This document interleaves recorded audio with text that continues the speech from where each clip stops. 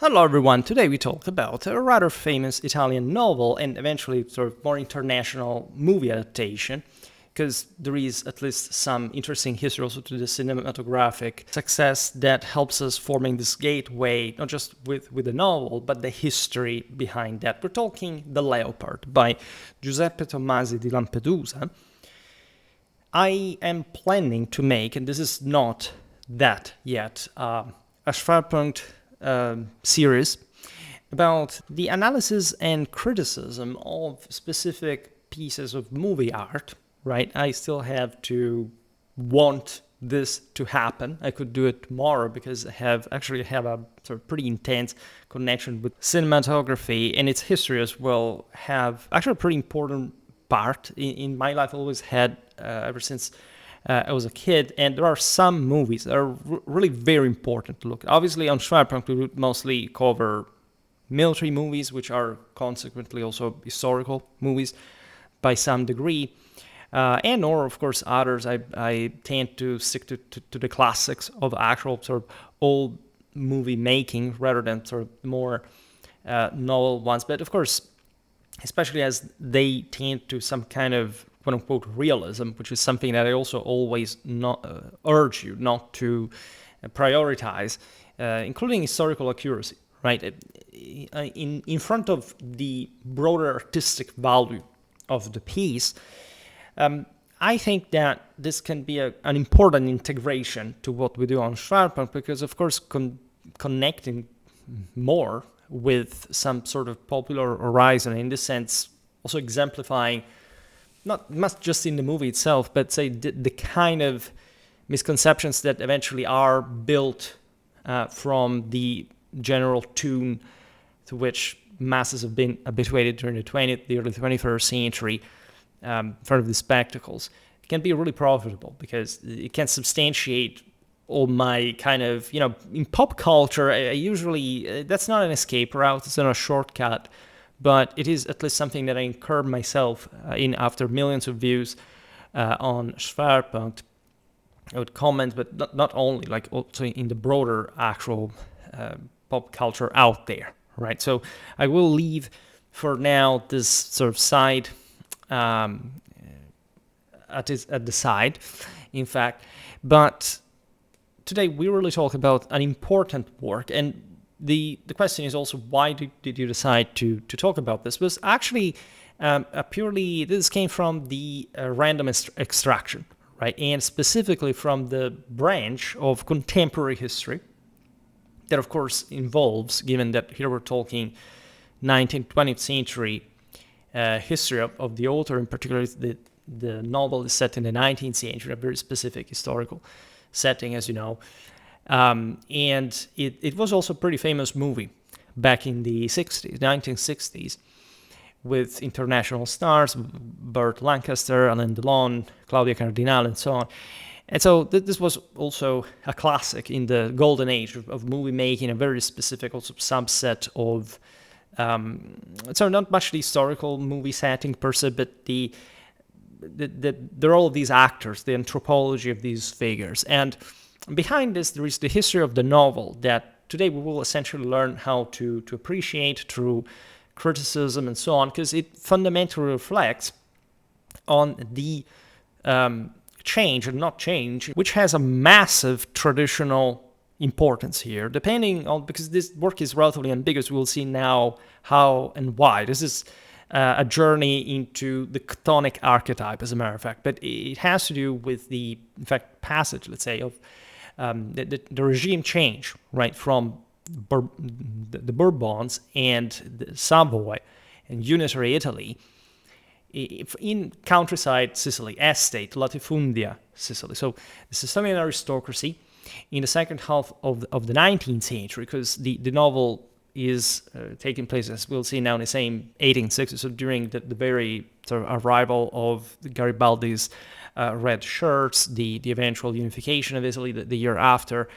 A series of topics actually never really covered from a historical point of view. I prepared something about 19th century warfare, not yet about, about Italy. I can't spoiler what that's going to be, but it's very much connected also with this topic, as a matter of fact. I will not spoiler also the other 19th century pieces that I have in store, aside from at that point, that the U.S. Civil War introductory series that I started a couple of years ago. But it ends in a retrospective sense, the novel, in 1910, as we will see now, which is a deep, it is an incredibly melancholic, sort of reflective, and sort of more even esoteric text. It's not technically esoteric literature. I made a video about Meyerinck's The Night of Walpurga. It's truly an occult work. I'd say a work on the occult, say better.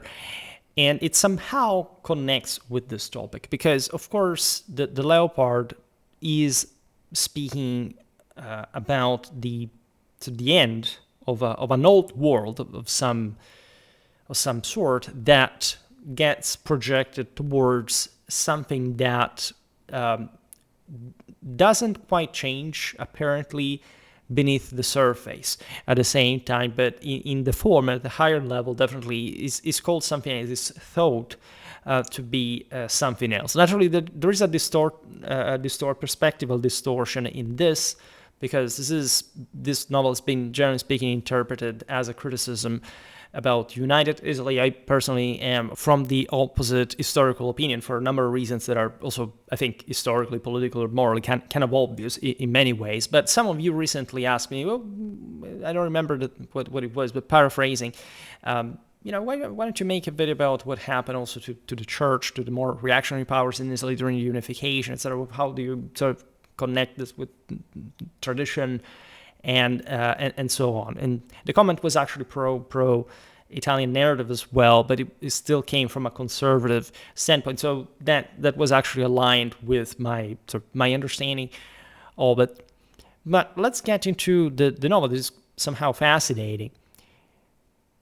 One can define it as a profound meditation on change and continuity, regardless of the historical setting, and remaining so in the history of literature. On Schwerpunkt, we mostly do medieval literature, only occasionally ancient, I think. We obviously read lots of sources from all the eras that we cover, but we never really talk much about 20th, 19th century history. We talk about historiography. We talk also about, in that sense, medievistics, say what was happening in France or Germany or Italy during these times. So we do have something that can help eventually bringing together lots of other things we're probably going to make on this entire historical set. The Leopard portrays the Risorgimento not as triumphant progress, but as a bittersweet substitution of elites. Where, quote, if we want things to stay as they are, this is a famous line from the book, things will have to change, right? This is perhaps the most famous, most quoted, in fact, phrase from the novel and from the same movie. This is Tancredi's famous line. Everything has a meaning here. Tancredi, for example, typical sort of Sicilian name after also the grandeur of the haute ville. Think about all the various Tancreds that had existed in Siculo-Norman period. So there is this. This is actually one of the most important aspects of the story. That obviously, that weight of Sicilian history and cultural legacy and beyond that is, I think, a very interesting theme. We never really made sort of contemporary modern Sicilian history videos, but I think that in pop culture, people are somehow interested in this, right? There is always this enormous debate regarding Italy, in particular, southern Italy, like how it came to be what it is, how is it for real, and somehow what kind of meaning can we attribute to that? There is admittedly a lot of sort of attempt, right, sort of external view without knowing the actual stories, the actual literature, because Tommaso di Lampedusa was a Sicilian author, right? So, and a noble one as well. So, just for telling you, I think about Ebola, that you know from the occultism. So it's the same somehow origin, right? The Sicilian nobility. Ebola was, I think, eventually naturalized Roman, but this old world of actually cultured aristocrats that it was not necessarily the norm for that matter, but that lived in this major Mediterranean island, apparently asleep in a millenary dream, right? That the beauty of nature, the sort of the blessings of sort of the landscapes, the fertility of the land, etc. However, contrasts quite generally with the level of underdevelopment, the level of corruption. Later, think about the mafia, and this is also entwined with what happened with United Italy, of course.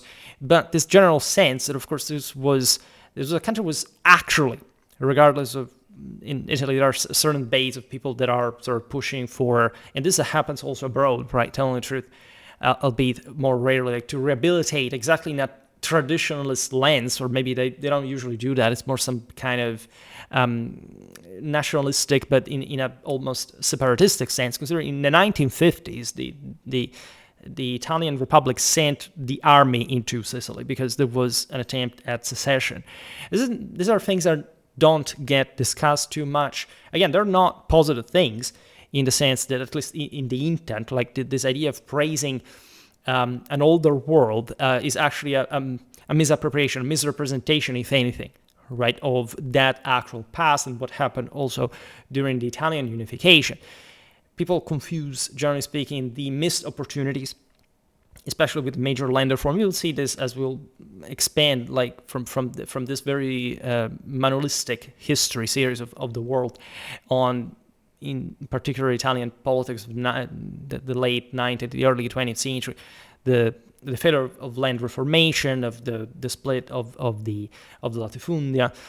There is, as you know, a civil war basically between Southerners that mostly takes the name of the war on the brigandage from the side of probably the Italian royal authority, Italian United Italian Authority, that eventually left a sense of bitterness and sort of compounded with this lack of development, of remaining behind.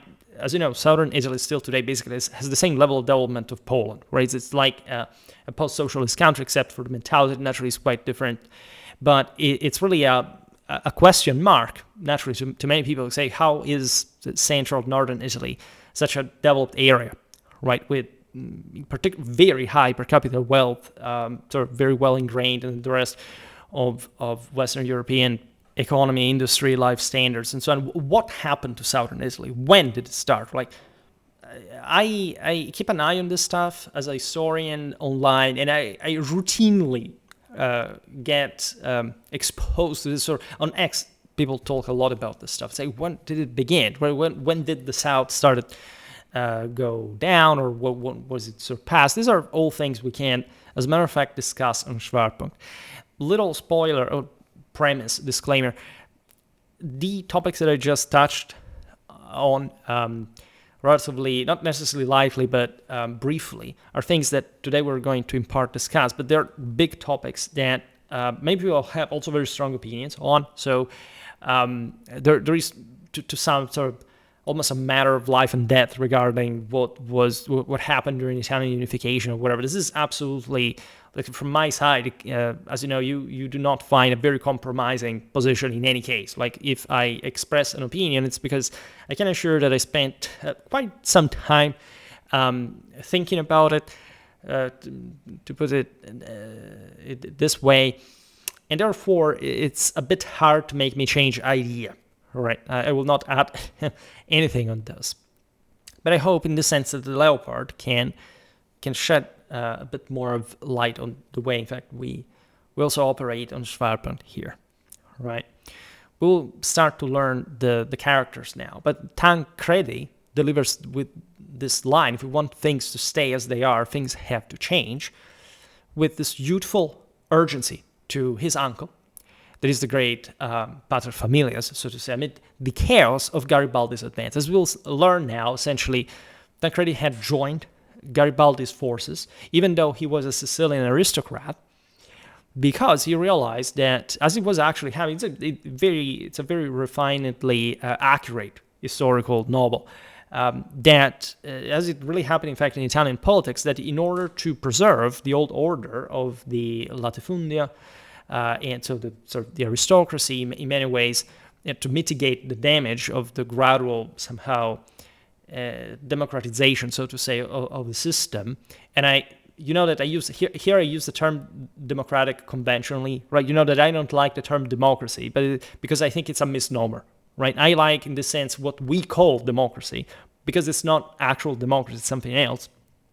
And I mean it in the most positive way, even though, of course, with limits as well.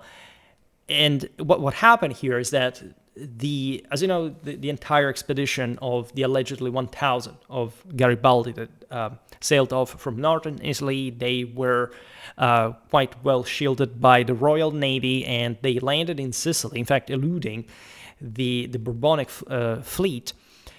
And from there began the fighting, quite actually impressive. Like, the military history is really fascinating, of this whole battles against the Bourbonic army that was being part corrupted, bribed by different powers. Say, in many ways, the Kingdom of Two Sicilies was increasingly manifesting as a failed state in front of this relatively minimal pressure. And as Garibaldi crossed Sicily and eventually across the Strait of Messina and southern Italy, etc., to eventually reconnect with the Italian forces as a whole under Savoy. There were lots of volunteers. There were lots of people that began joining him. There were important battles. Think about the Battle of the Volturno, for example. It was a real battle, pretty interesting. There is eventually the siege of Gaeta. That is the end of the Kingdom of Two Sicilies. And in all this, imagine the establishment, or those who obviously wanted to maintain, because there was a lot of revolutionary wind together with this. That Garibaldi was a pretty sort of pretty peculiar figure in many ways. It's difficult to frame, especially given the fact that Italians studied him through a very specific lens that I presume in Italy has remained relatively unburied over time, and so that presents the Risorgimento in somehow not necessarily a heroic way per se, right? The 19th century rhetoric of the same has obviously passed in many ways, but still maintaining this, especially ideological neutrality, if not positivity, towards some of the most extremistic red forces that were the useful manpower to begin this revolution at the end of the day, in particular in southern Italy. While on the north there had been the Savoyard army, the French army, fighting against the Habsburgs and so on. It was a more sort of institutional developed thing. Garibaldi was a guerrilla fighter fundamentally, one of the best in the world at the time. There is no doubt about this. Obviously, when it took sort of with modest means, think about the hunters of the Alps in the northeast, that tackling properly a regular army was something else of a scale. Admittedly, in the Franco-Prussian War, Garibaldi was one of the few commanders from the French side that obtained something, at least in part.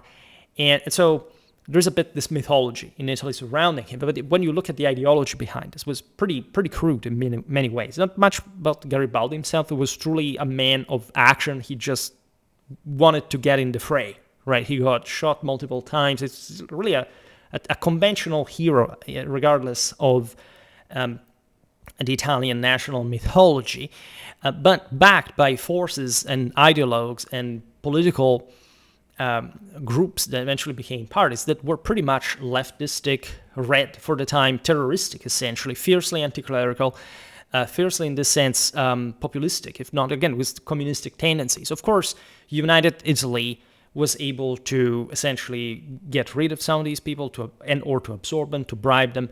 And even though, of course, there was a historical left in the Italian parliament that also stemmed from this Garibaldine feeling. Also, Garibaldi was part of the parliament, but he didn't like it. He preferred come back in his rugged island of Caprera in Sardinia. The place was literally nothing, but he liked to literally work to build things with his own hands and to be out there like a Cincinnatus, so to say. The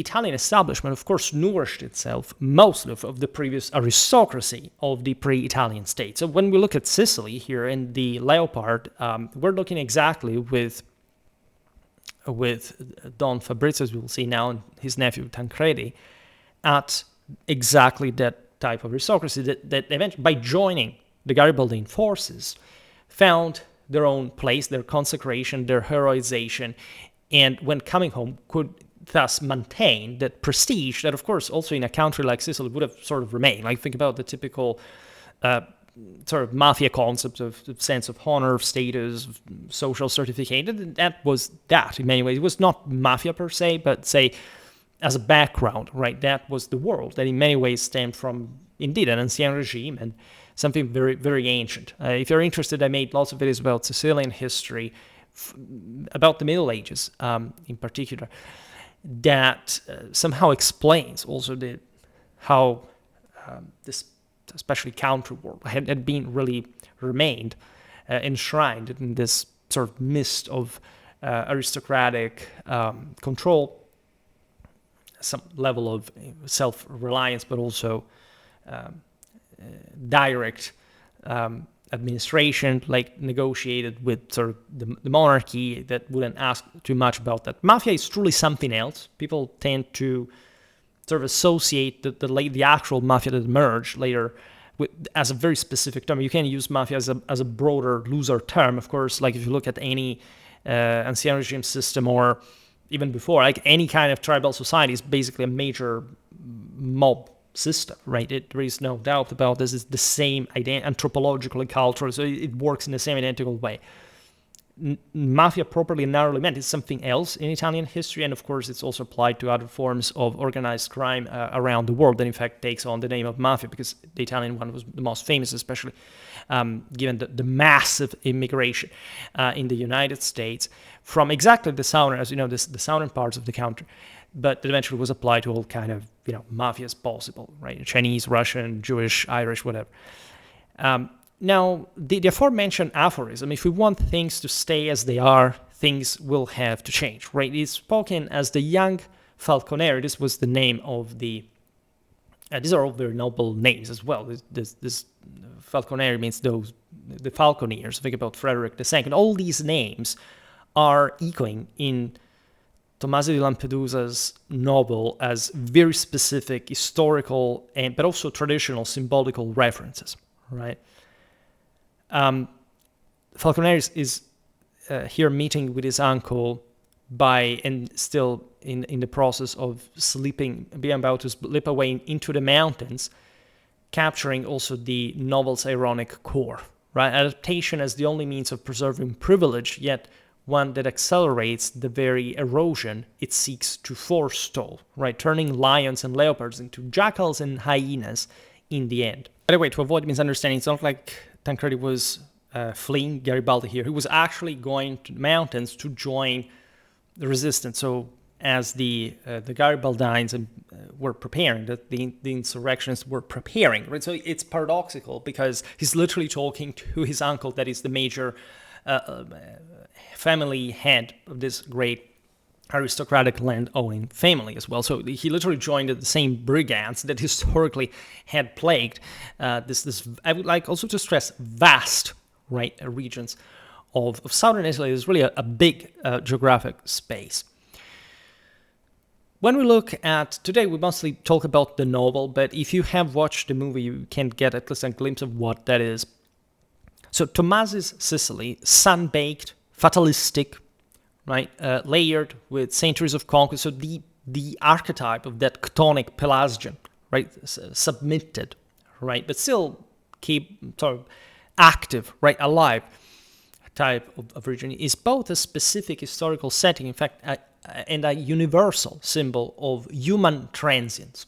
Think about the magnificence of Magna Graecia in classical antiquity. This perhaps, I can say, overly excessively emphasized, let's say, but obviously, say, some Hellenic colonies on the coastlands of this very fertile Sicily. It's not entirely, some people think, by the way, it's just, I don't know, the entire Sicily or southern Italy was Greek, fundamentally, in nature. The interland was something else, like essentially Italic.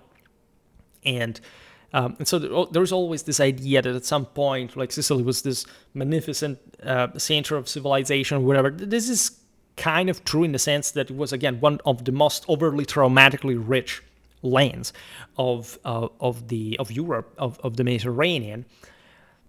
But as we've seen also recently in some videos we made on the Siculo-Norman conquest, like being very rich does not necessarily mean to be particularly compact or being formed into a unitary government of a pulsating civilization. The same goes for the southern Italian mainland, overbearingly wealthy, especially in agricultural resources, right? Incredibly, also very strongly urbanized, admittedly, from Helleno-Roman times, but still lagging behind compared to, for example, the much more orderly urban network of the center and of the north of Italy that, telling the truth, already since antiquity starts surpassing, right, the south. This is more unitary ensemble that eventually allows for a more uniformly civil development and so on. Think about, in fact, also what we've seen with the Normans also recently in the videos about the wars of the Second Lombard League with the Sicilian army of Frederick II of Hohenstaufen, that actually, like this enormous amount of wealth does not necessarily translate itself into some qualitative expandability. Even though there's no doubt that compared to sort of also other, for example, European kingdoms, there's no doubt Sicily was at some point even really capable of cashing more than the Kingdom of France. It was more advanced than England for sure. So here the comparison is just within Italy, which tells you also how, in fact, overly traumatically, overly advanced, like the North already was by medieval times, which is something that we always stress, and people have difficulties in understanding because they tend to interpret the other way around, like bigger feudal unitary kingdom, especially after the Wars of the Vespers. In the south means sort of simply greater power, because in the north you have just all the city-states. I don't remember all the history of the same. I don't care. Well, wrong, bad, right? Very bad, because they also operated in quite unitary ways, at least in terms of power concentration. It was enough, as we've seen, to fence off also the magnitudinal power of Frederick II, the greatest ruler of the time. So in many ways, there would be a lot to say about this general historical background. I'm not sure whether Tomasi was aware of sort of the deeper implications. Italian historiography was yet to get in the depths of it, of these various aspects. Let's say overall, right, aside from a local sense of belonging and unavoidable sense of pride that also the Sicilians can absolutely boast for their own history and land, there is definitely maybe something more to see, because that's where the ambiguity of the work emerges a little bit. What does this thing actually mean? Is it a criticism of... This is also what the critics were split between. Like, is this a criticism of that chthonic passivity, almost, and passive adaptation to the circumstances with more or less cunning ways? Or is it like some form of, I don't know, of victimism? I tend to see it from the former side of the story, meaning I do believe that the author meant it mostly in that way. And that's what makes all the symbolism in the novel also suspiciously close, suspiciously repetitive, but also spot on, in fact, as far as the traditional understanding of the role of cultures, societies, of civilizations, and from the particular Sicilian standpoint. Now, in The Leopard, the narrative opens precisely at the close of the daily rosary in the Salina Palazzo in Palermo in May 1860. Nunc et in hora mortis nostre, amen. Right, the prince's steady voice has just intoned the glorious and sorrowful mysteries, while the family's responses weave lilting hum punctuated by words like love, virginity, death. As the prayer ends, the Rococo drawing room shifts. Pagan frescoes of Olympian gods and goddesses, Jove, Mars, languid Venus, reassert dominion over the ceiling, supporting the Salina leopard crest, while monkeys resume grimacing at parrots on the walls, and the painted Magdalene reverts from penitent to alluring blonde. As we will see, these are the princes of Salina, right? Don Fabrizio Corbera, Prince of Salina, is the protagonist of the Leopard, is the uncle of Tancredi. And the story of the Leopard takes place in multiple locations across Sicily. The villa near Palermo is this one, right? This was the prince's primary residence. This is a place in the Piani dei Colli district is north of Palermo, and often serving as this as the prince's distant separate ward, where he pursued his interests in astronomy and observed the shifting political tides from a place of relative seclusion. Then, as we'll see, that there's the country estate at Donna Fugata. So these are always somehow relatively distant locations from the very center. So we talk about a broader country vision of that also, because that's what the society of the time really was. And as we'll see, a significant portion of the novel occurs in the family's country estate in the fictional town of Donna Fugata. But important here is the sort of sandwiched hierarchy of symbols, right?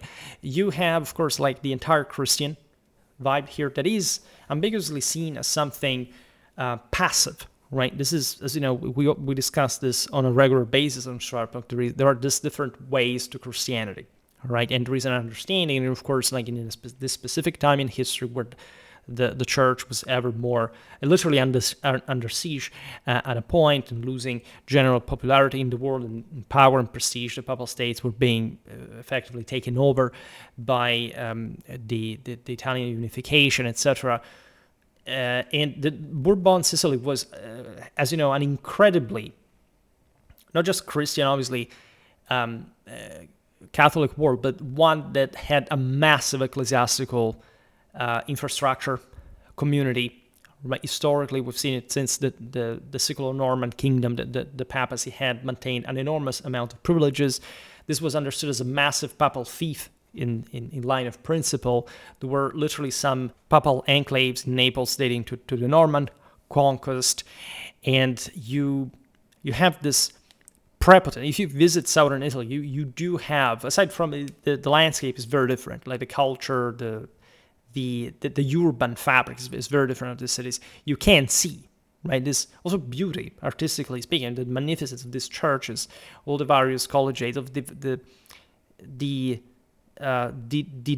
depth of the chthonic participation in this cult, right?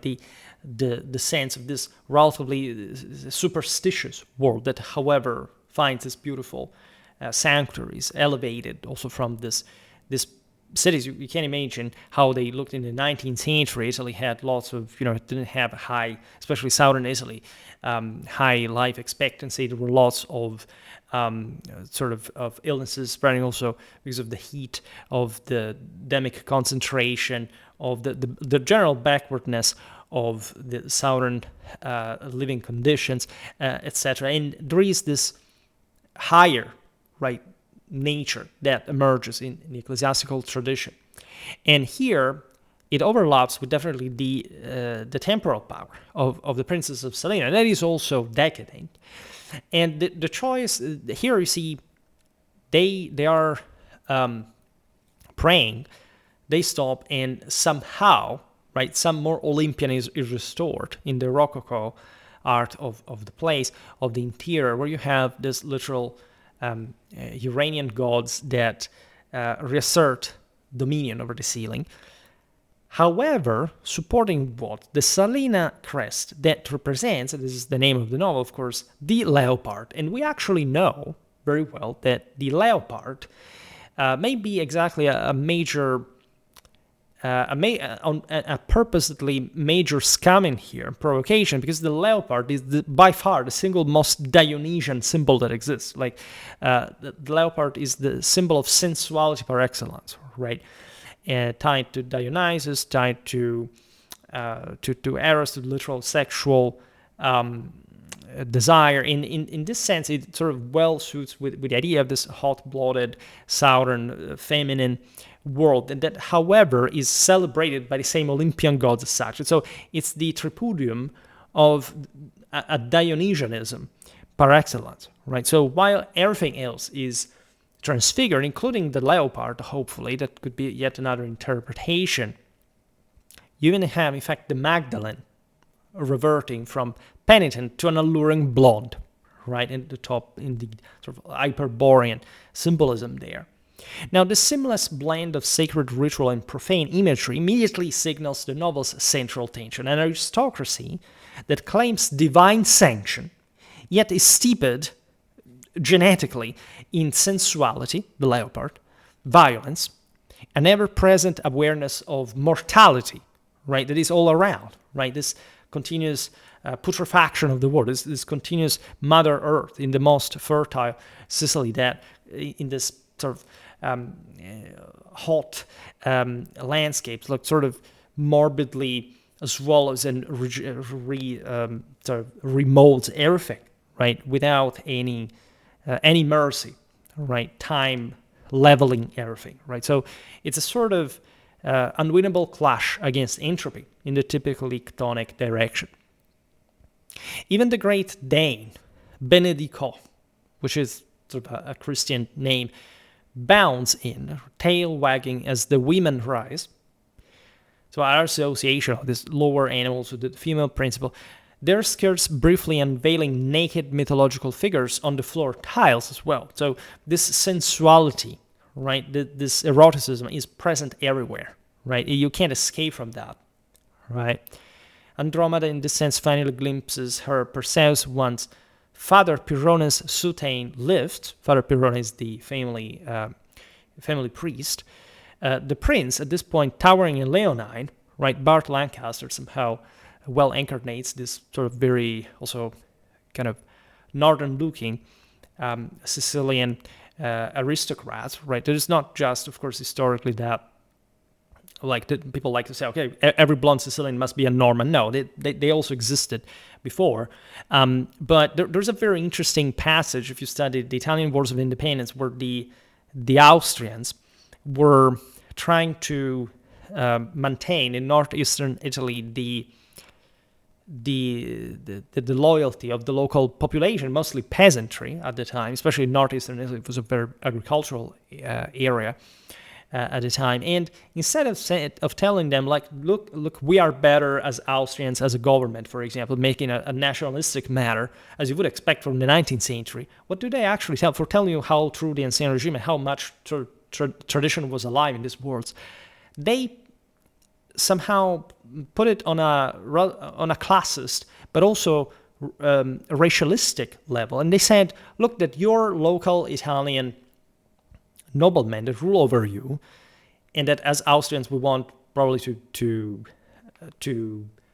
remove, or by extending you more rights, whatever they were trying to contract in order to get sort of more support than the Piedmontese, are all blonde, right? They literally told me basically the peasantry in northeastern Italy was somehow darker, and that fundamentally the noblemen would stand out specifically as some kind of aliens, which is ironic because the same Austrians sort of were obviously blonder, but this idea of race as well, the older idea that the elites were somehow of foreign origin and or at least selected in this Olympian ideal of Indo-European memory is something incredibly alive. Like, I mean, Tommaso de Lampedusa was living in the same period, naturally in a very different part of Italy, but still, you can't imagine that traditional understanding would be somehow similar.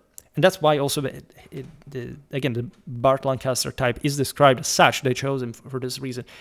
In the same account, the great paterfamilias is also this sort of heroic figures in a genetic sense. And he is the real, in fact, the guy who has everything in his hands. He's the one who has to be up to that Olympian ideal. And he feels, unavoidably, the weight of these contradictions. Right? This character is somehow disillusioned in many ways, even though he has to bear the banner, right, of the ideal. Astronomy, as we've seen, his private passion in the observatory offers fleeting escape into stellar certainty. You see, he looks at the stars from below. Yet, in fact, earthly decay intrudes everywhere, from the distant barking of dogs in the lemon groves to the rhythmic chopping of meat in the kitchens below. Right? It's said that lemons had been introduced by the Arabs when they conquered the island. And so again, also this alluring beauty of the land, but one that is indeed naturalistically destined to perish anyway. And so making the whole experience ever more illusory in perspective. This is, I think, an interesting way of introducing the topic. Now, a bit more of an historical and literary background to this. Giuseppe Tommasi Lampedusa, 1896, 1957, born in Palermo into one of Sicily's oldest noble families as the 11th Prince of Lampedusa, 12th Duke of Palma di Montechiaro, and holder of additional titles including Baron of Torretta and Grandee of Spain, was a reserved, solitary intellectual, actually fairly cold, practical, but also conscientious individual who spent much of his life reading widely in multiple languages and meditating on history rather than pursuing public prominence. This is really relevant because it gives you the aesthetic dimension of this character and his broader reflections in those times on these other various aspects of literature at the time. And I really would like to stress the definitive connection between his work and many esoteric works of the era, because this work and the movie later became mostly famous in an Italian and international context because of the general historical setting of the novel, as opposed to the deeper, broader meaning. Just like, look at Sicily, it's sort of documentary of what we want to see, just like, I don't know, Godfather Part 3 as a sort of stereotypical understanding of Sicily, as opposed to other, scenes in the previous movies. By the way, we will talk about Godfather as well, that have some pretty interesting and historical ground. Tommasi Lampedusa wrote the leopard, Il Gattopardo in Italian, literally the serval, more than the leopard per se, between 1954 and 1957, drawing heavily from his great-grandfather, Giulio Fabrizio Tommasi, that obviously has the same name of the Prince of Salina, and was at the time actually another Prince of Lampedusa who lived through much of the 19th century, and so the events of the same Italian unification in Sicily, as well as deeply autobiographical elements from his own experiences, as we were hinting at, of aristocratic decline and Sicilian life. This guy, again, born at the end of the 19th century, he would have, Southern Italy was really, and you can argue still today, but an important degree, a different world, but even more so, like in the 19th century, and from an aristocratic perspective, probably a world that does not exist anymore. That's why also this work is so interesting. Now, the leopard emblem on the family coat of arms inspired the title, though the Italian Gattopardo denotes the smaller African serval. Anyhow, the English leopard amplifies, if you want, the predatory grandeur fitting Don Fabrizio's self-image as the last of the great felines. That's literally the meaning. And so there are these relative adaptations in semantics that are very interesting, but the Italian original stands more for there is the same parallelism that the English meaning, the English shade wants to convey, but there is also this sense of archaism, of primigenial, originary blood, actually, of a nature, right, this creature, that, as we explain, is the favorite by Dionysus.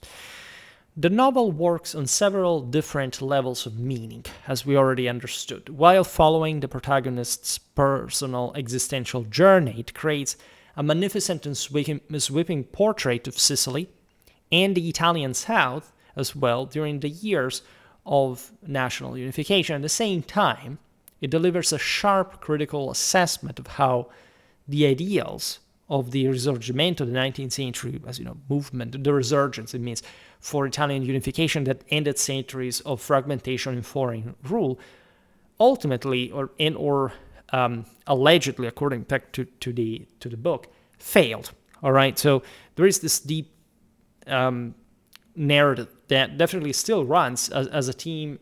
For example, in Italian politics, the idea that the South again is this almost burden, right? Even though it isn't. Actually, some of the most important industries are there. So, but overall, of course, from a social point of view, that there's this staggering gap between the South and the rest of the country, that it is systemically a problem, right? And makes people say, again, but what about unification? Let's look better at it. I don't think in Italy there is such a great deal of debate on these subjects. There is obviously some I presume, florid historiography on the subject, but let's say the problems that we often complain about in Schwerpunkt regarding contemporary scholarship probably affect also this world, also because I think that Italians do not really study the Risorgimento, but also other parts of their history, including fascism, that much, right? There is almost a tacit convenience in accepting the fact that since at the end of the day, after all, the country did land somewhere suitable, and that, of course, Italian unification was a success. There isn't much to dig into how this was done, right? And this is actually a mistake because this can be done out of sort of general intellectual laziness or just different sociocultural reasons. So I don't know what the academia says specifically about this, but for sure that there is it's easy to talk about if anything, a unitary history of Italy.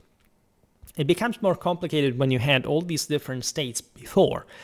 And at the time of the unification, just think about this, because as you know, I studied the Holy Roman Empire, right? And I published on German, Italian history, and I incurred in this most obvious, in this glaring absence, also in international and pop culture, regarding Italian warfare, that I learned being partially caused by the fact that when Italy was unified, the Savoyard government basically, so now the national government, prohibited for a while, in also illustrious publications and in scholarship, funded by the crown, the state, the military history of the pre-unitary states that were not Piedmont, and also Piedmont up to a certain point, right? For example, Prince Eugene of Savoy, that we gave, so the Savoy house itself up to a certain point, that is, as you know, Prince Eugene is a European hero, right? There are so many different countries that entitled warships to him, including actually the Italians later, but let's say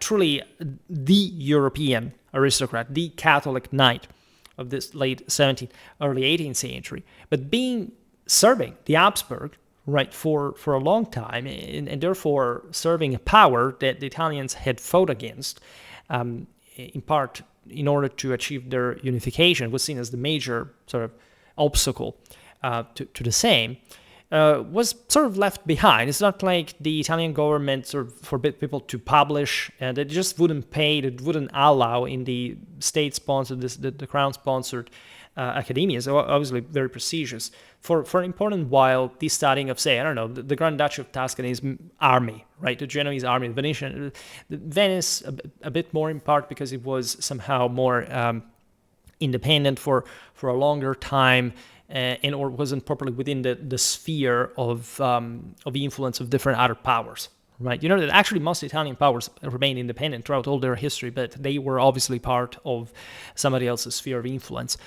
And this is very interesting because it tells you also how in international culture, and I'm really taking a tangent, but just because we're a military history channel, literally Italian warfare is not considered, aside from the usual, I don't know, World War I, World War II stereotypes. I was seeing there the podcast with Matt Holland or whatever the other guy's name is called. Like, they still make videos with hundreds of thousands of views, like, that are obviously sort of provoking because they're nice guys. They do actually a good job, etc., whatever. But still fighting something like, you know, why Italy was useless during World War I. I mean, there is this gap that, for different reasons, was already present in the idea of a lack of Italian arms and bravery and sort of glorious enterprise, etc., that gets still to this very day heavily compounded by the fact that the same Italians did not actually study the otherwise, if you study especially Habsburgic history in the service of Spain, of Austria. I mean, some of the greatest military commanders, we mentioned Prince Eugen, that naturally was actually the greatest Austrian commander. It was essentially an Italian-French rather than an Italian. Admittedly, was actually a Savoy-Carignano. That's what an aristocrat of the Holy Roman Empire at the time would believe. But say, in more strictly Italian's hands, like there were some of the greatest commanders in early modern Europe were Italian, notoriously Farnese, Montecuccoli, Spino. Like we're talking like people really wielded the destiny of Europe in their hands, and that perhaps we should start making videos on that would in any other country would have likely been seen as sort of national heroes of some sort, if it wasn't for the fact indeed that they were fighting for maintaining a system that sort of penalized at least the potential unification of Italy. That naturally at the time was not much of an idea of a feasibility from the side of the same establishment. Indeed, the 19th century shows instead that times were mature for an Italian unification. This is another story, but this is for telling you how important it is to look at this with a sort of a pinch of criticism as well, because I think that the meaning of the Gattopardo has a lot to do with this very sort of sense of illusion, right? Of an illusion that can be, as we know, traditionally flipped as well. Like, is there actually this great deal of subservience? Is this lack of dynamism? Look at Tancredi's figure, for example. It's a pretty shrewd, intelligent, capable figure of a fighter as well, right? He gets wounded as well. He passes also for the hero of the sort of the house or whatever. Now, this idea of the failure of national unification from a Sicilian author and aristocrat, of course, bears its meaning, also a subjective and debatable one, of course. But the author was aware of that as well, and so that's what makes it all the more interesting. Don Fabrizio's astronomical observations calculating orbits with precision while sensing the futility of human wants mirror this layered vision. Celestial order above, chaotic earthly flux below. Incredibly traditional theological idea. We made literally hundreds of videos by now about this stuff. As he reflects that even the stars, though seemingly eternal, as they are separated from the one, actually follow paths of inevitable change as well. The story of the Leopard is set primarily between May 1860 and November 1862, coinciding, in fact, with Giuseppe Garibaldi's expedition of the Thousand, in which about, in fact, 1,000 volunteer red shirts sailed from near Genoa, landed at Marsala on Sicily's westernmost coast, and rapidly overthrew the Bourbon kingdom of the two Sicilies through battles like Calatafimi and the capture of Palermo itself, paving the way for incorporation into the new Kingdom of Italy under Victor Emmanuel II of the House of Savoy, with later time shifts to July 1883 when the prince dies, and May 1910 that's witnessing the symbolic extinction of the Salina family line.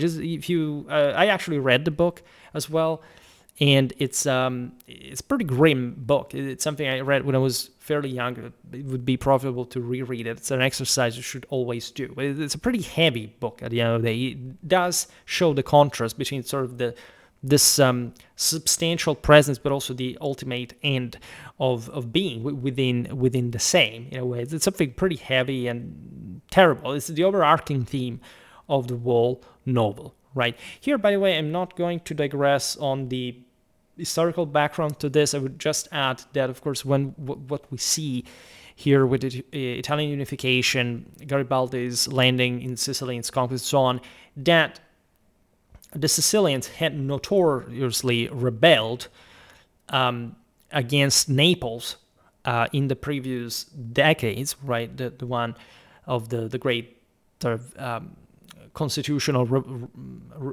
revolutions, uprisings, at least in as they had been brutally repressed in the mid 19th century. This is to say that the alleged unity of the kingdom of two Sicily was a farce, right? The Sicilians hated the Neapolitans. They felt like they were for secession, right? In the independence on their own grounds. They wanted a constitution. They really spilled their own blood for this. There's actually a very interesting military history of the constitutional revolutions in Italy that at some point we will look at, and they were connected also with the entire European movement, right? And again, Sicily was one of the foremost in this scenario. Some of the groundbreakers, some of the starter of this. It's really kind of obvious to look at 1848 and realize I made a video about about Franz Joseph's military history trail until his death in 1916. But starting from the crisis of 1848, like showing how essentially timed or coordinated the European revolutions were in that year. Then 1848, as you know, was massive. All right, we'll surely make more videos about it. So foretelling that essentially this instinct of survival, this necessity of adaptation, all right, is actually a constant in history. Even Savoy, that is yesterday made a video about the Green Count, was addressing this, the fact that ideally, also with the stereotype of the Italians in different wars, that Savoy changed side throughout history. Think about the wars of Spanish succession, the whole game of Europe. Of course, for a second-rate power, it was, however, quite militaristic and quite, in this sense, also involved in between major ones.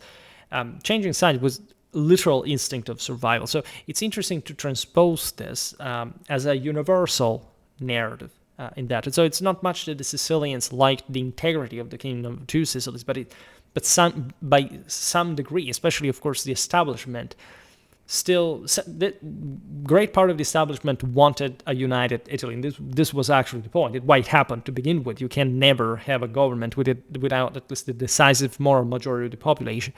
But at the same time, this came with a lot of uncertainties, a lot of question marks, and especially these issues, especially in the South, could be more critical because you have the red shirts that, as we've explained, are not exactly conservative in general, and or hold very specifically anti-clerical views. They have tendentially socialistic mindset, and the South was truly considered also by those who sent the red shirts from the North, the word paradoxically the same, Savoy, who didn't even think that this thing would have succeeded, as it actually did. This makes it even more clamorous. Loathed that those ideologies as well, but in this sense considered the South a land of conquest. They didn't like them, right? They literally thought that they were better. At some point, the Cavour himself literally called, like there was this parallelism with North Africa, with sort of insults of sort of ethnic slur, character, etc. It was a thing. Like definitely Italians were very different from one another, so it's not so different as other nationalities that had really, and even to this day, like some important issues still with their gradual national unification, different actual nations within their own country. But this is mostly politics. This is mostly, again, who's in charge? It has always been in charge. How do they navigate themselves in this storm? Now, interestingly enough, in the novel, historical events never unfold directly on the page. They filter through memory, conversation, or omen, such as the Bourbon soldier's corpse discovered rotting in the villa garden shortly before the novel opens, almost like Gone with the Wind. By the way, these are the same years of the U.S. Civil War, just in comparison. It's stench, harbinger of dynastic collapse, as a matter of fact, probably of death. For example, the prince's lingering memory of his final audience with the dying King Ferdinand II, interestingly enough, which is also an importantly historically documented event that, for example, for a Sicilian nobleman like Lampedusa was somehow notorious, was an important thing.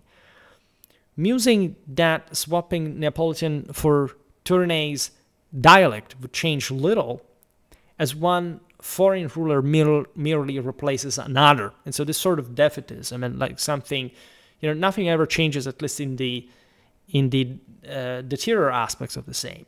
Naturally, the Neapolitan and the Piedmontese and unified Italian government were very different in many ways. Luckily enough, also, considering the progression. Now, upon its release, the book triggered, for all the reasons that we somehow articulated here and more, lively political and cultural debate. This controversy had already been anticipated by refusals from two major publishers, in fact. First, Mondadori. These are very important Italian publishing houses still. If you look, at bibliographies, if you look at medieval warfare, you study, again, as me, Italian warfare as well, these are still very famous and big publishing houses of some sort of very high caliber. And then Einaudi. So consider these are the 40s, the 50s. So naturally, Italy had some censorship due to sensitive moral reasons. It was a difficult time historically. There were some general social and political upheavals, so to say. After I made a video about the economic miracle in Germany, Italy, and Japan, it partially discusses this. There had been really tough times in 1948.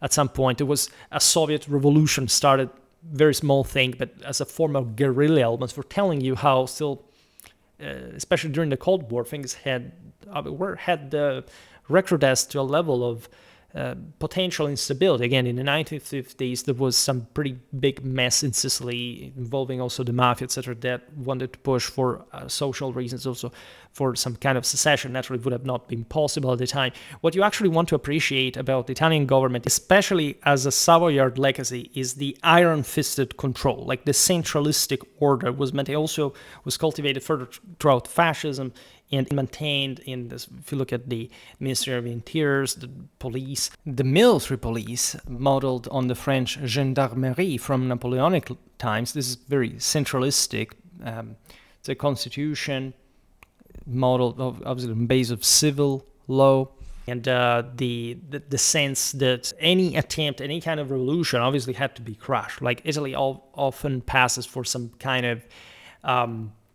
even if you still find this terminology like failed state or whatever, this was actually a fully democratic country, meaning that, of course, if shady things were happening behind the curtains, were happening pretty much all over the West, but still as actual democracies, differently from all the other Southern European countries that had still fascism, this sort of dictatorial regimes, etc.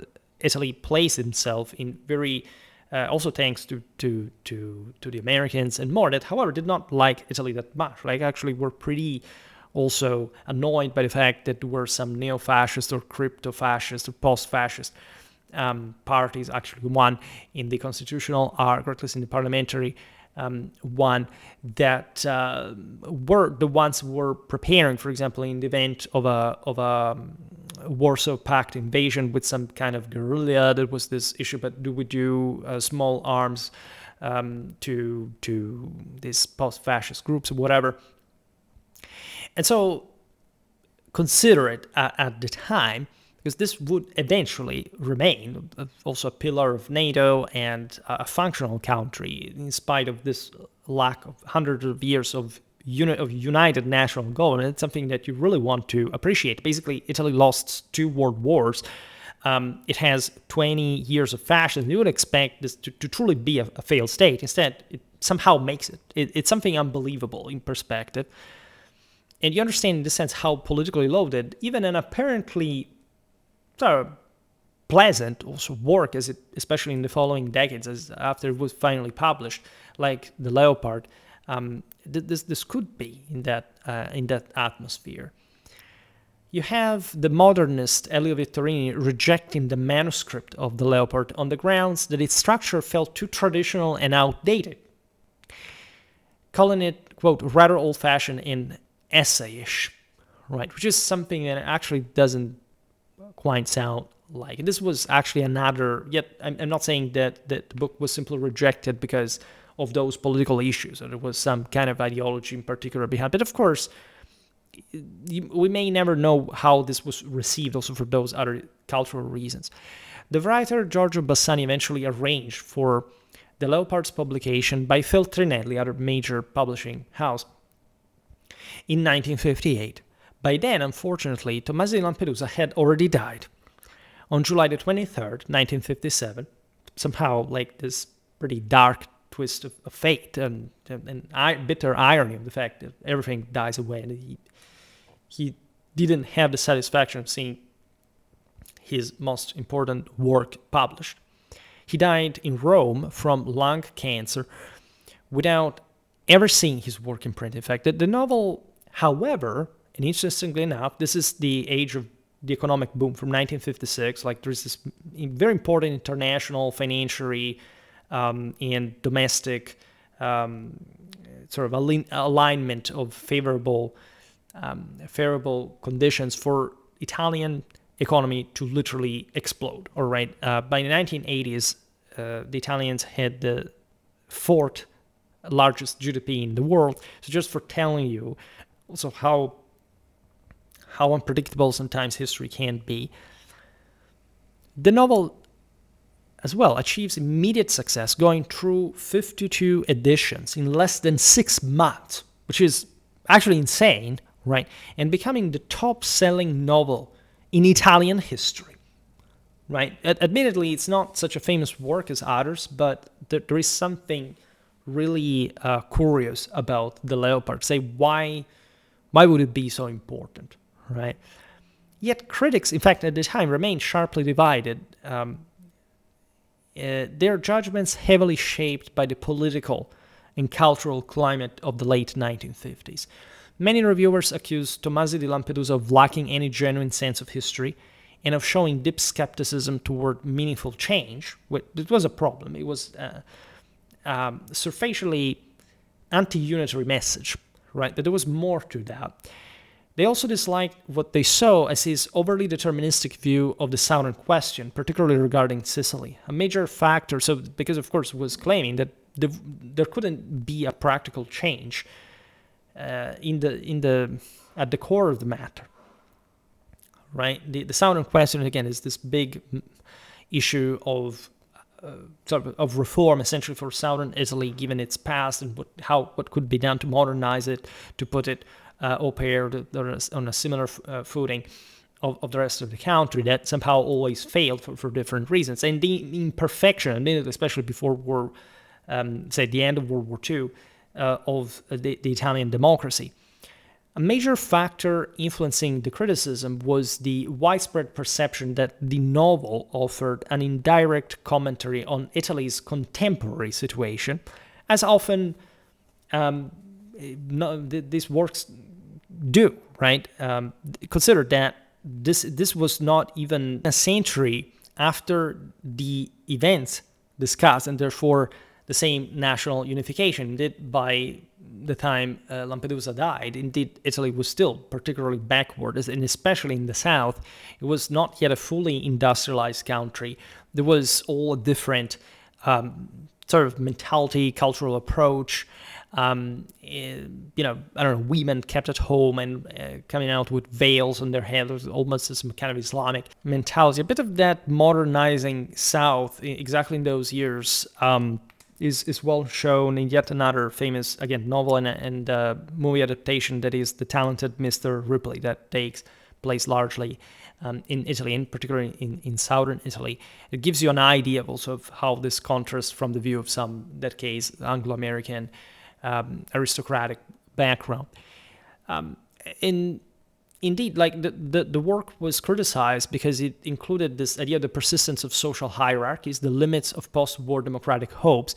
Again, by the 1950s in Sicily, this did seem the case, or at least the situation was not particularly bright. There were lots of social instances of pretty serious problems of violence. The mafia was also pretty powerful at the time.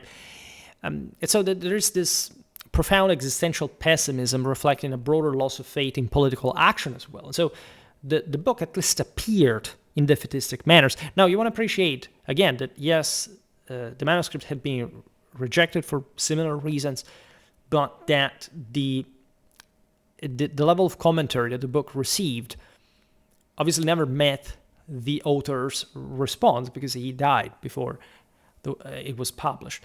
Now, the book won the prestigious Strega Prize in 1959, thereby posthumously, though figures like Alberto Moravia and Pier Paolo Pasolini, that are some Italian, let's call them artists, intellectuals, the latter is also famous, very explicitly Marxist individual. There are, again, those are tough times. There are sort of relatively interesting times at the same time, and also internationally, etc. So if anything, we will, again, make more videos about this stuff.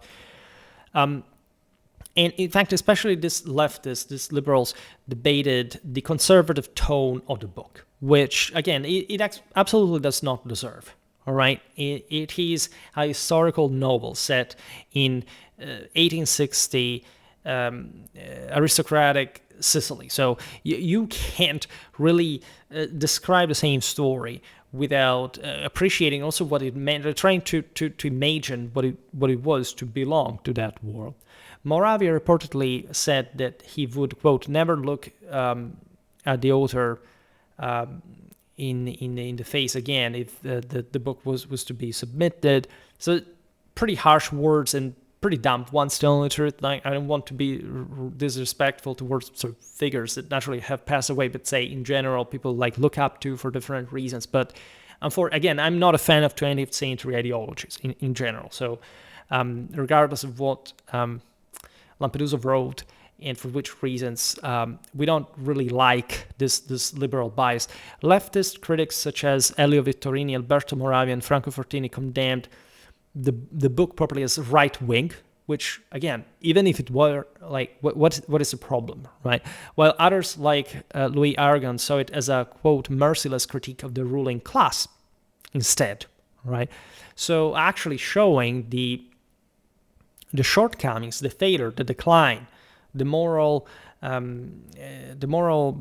perturbation of the aristocratic class of landowners, right? Which is correct, by the way, gives this novel a pretty significant depth in a sense of, again, the importance of themselves. There is that very much too in the book, but also the implacable passing of time, this change of regime for the worse, as we said before, from leopards to hyenas, because that's also what happened. Actually, I missed an important part during the introduction, is that the overarching theme, as we will see now better with the plot, is that there is essentially of course, a change for the worse. Actually, in all great upheavals, normally in history, we've seen it many times, there is a change, but not everything changes, especially in the quality of the establishment of leadership. And actually, what happens in Sicily is even more deterior, because, of course, the Sicilians that are extracted from this decadent society are actually not,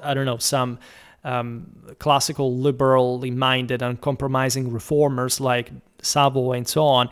They're something much more parasitic and opportunistic and exploitative and sort of mafia-like, as they will become in many ways. And so it's actually a pretty bad thing in that aristocracy, in perspective, shown for greater quality, a quality, however, that had declined to the point of no return, and to allow this change.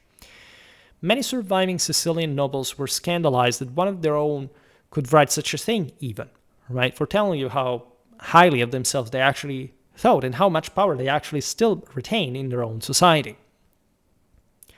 These were in many ways also people who had used fascist bands to get out peasant occupiers during, the spread of socialism and communism from their lands.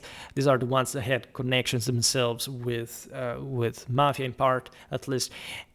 So you want to really appreciate how sort of difficult that the background is. Indeed, in The Leopard, the narrative centers on events as they are perceived and reflected upon by the protagonist. In the period immediately after unification, these events trace both the decline of one of the island's great aristocratic houses, that's the theme of the setting, the protagonist, and the extraordinary rapid rise of a new bourgeoisie that lacked ideals and scruples and was eager to seize control of the large estates, the latifondi, in the social hierarchy. So this profound transformation materializes most clearly in the marriage between Prince Tancredi, as we've seen Don Fabrizio's, by the way, beloved nephew, and the last heir, as such, of the once powerful but now ruined Falconeri aristocratic family. Think about the modernization of the world in general, the market, there are some interesting parallelisms between the Italian unification and the US Civil War. Right, there are some pages describing the American South that, in that sense of alleged indolence and sort of lost in time and this kind of sensualistic, stagnant, where are incredibly aligned with that idea of Southern Italy that had somehow the sense archetypally spread also, in fact, in the description of other countries all across the world. And the beautiful Angelica Sedara. This was instead a bourgeois, so third estate or daughter of the immensely wealthy mayor of Donna Fugata, that is this Sicilian town in the hinterland. And those were the best days of their lives as they got married, when desire, so this sort of transient dynamic was always present, because it was always overcome, sublimated for 1 second into real love amid jesting tenderness and the scent of hair as well. Tancredi modeled in part on the author's adopted son, and blending opportunism with charm embodies adaptive survival.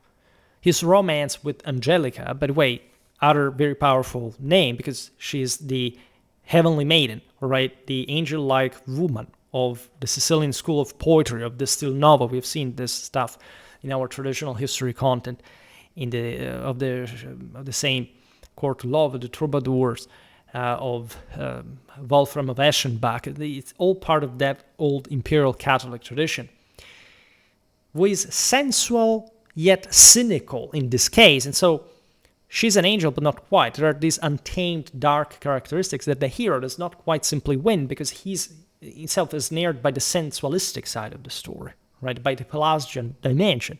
This is a very powerful theme throughout the narrative. However, this marriage seals the alliance that props up declining noble fortunes through new money.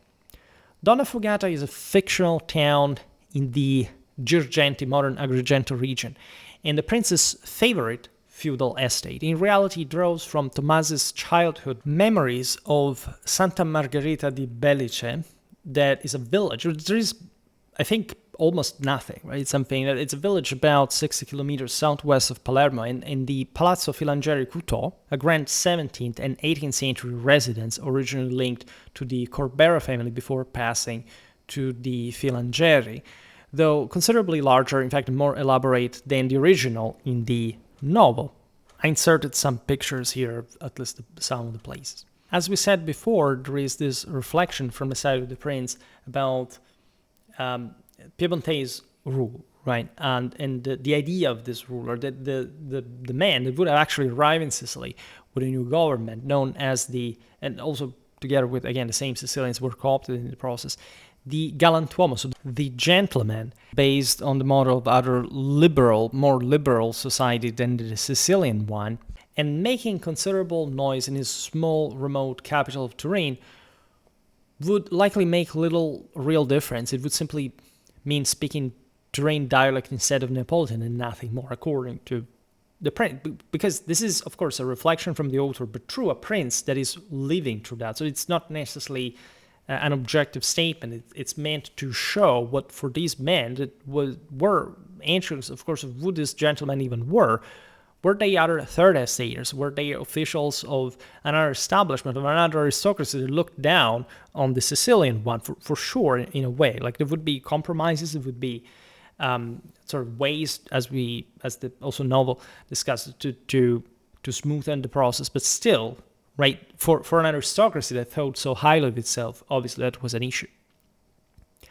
In fact, while Don Fabrizio sees only a straightforward replacement of one ruling dynasty by another, Tancredi senses the deeper political and social forces about to unfold and joins Garibaldi's volunteers. During a revealing conversation, Tancredi helps the prince understand the true significance of these events for the Salina and Falconeri families.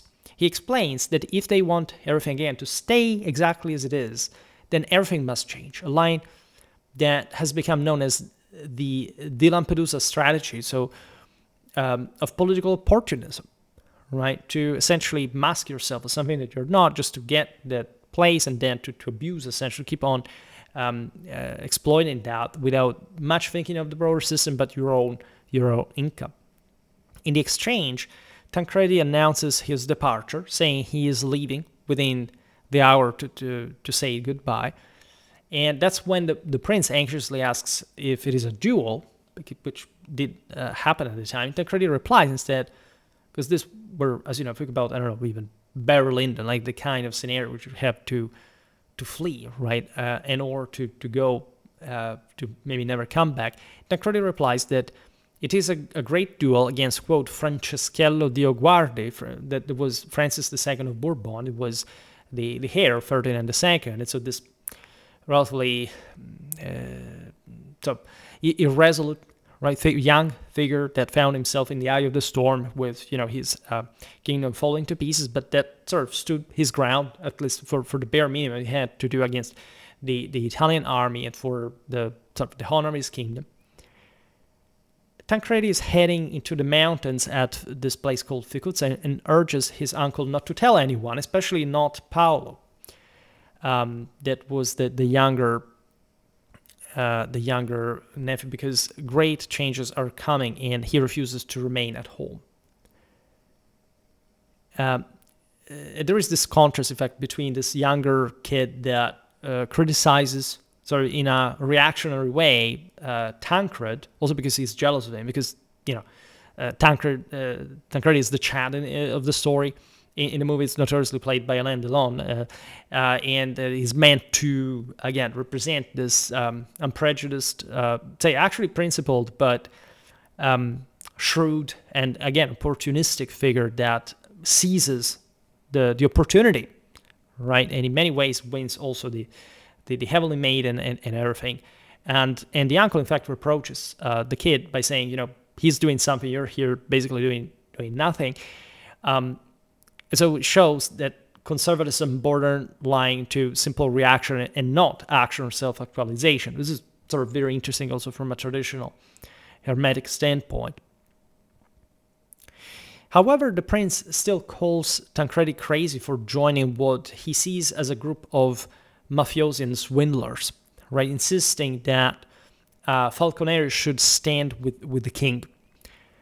Tancredi smiles and asks which king he means. In a sudden moment of seriousness that makes him both impenetrable and endearing, Tancredi tells his uncle that without their involvement, the others will create a republic.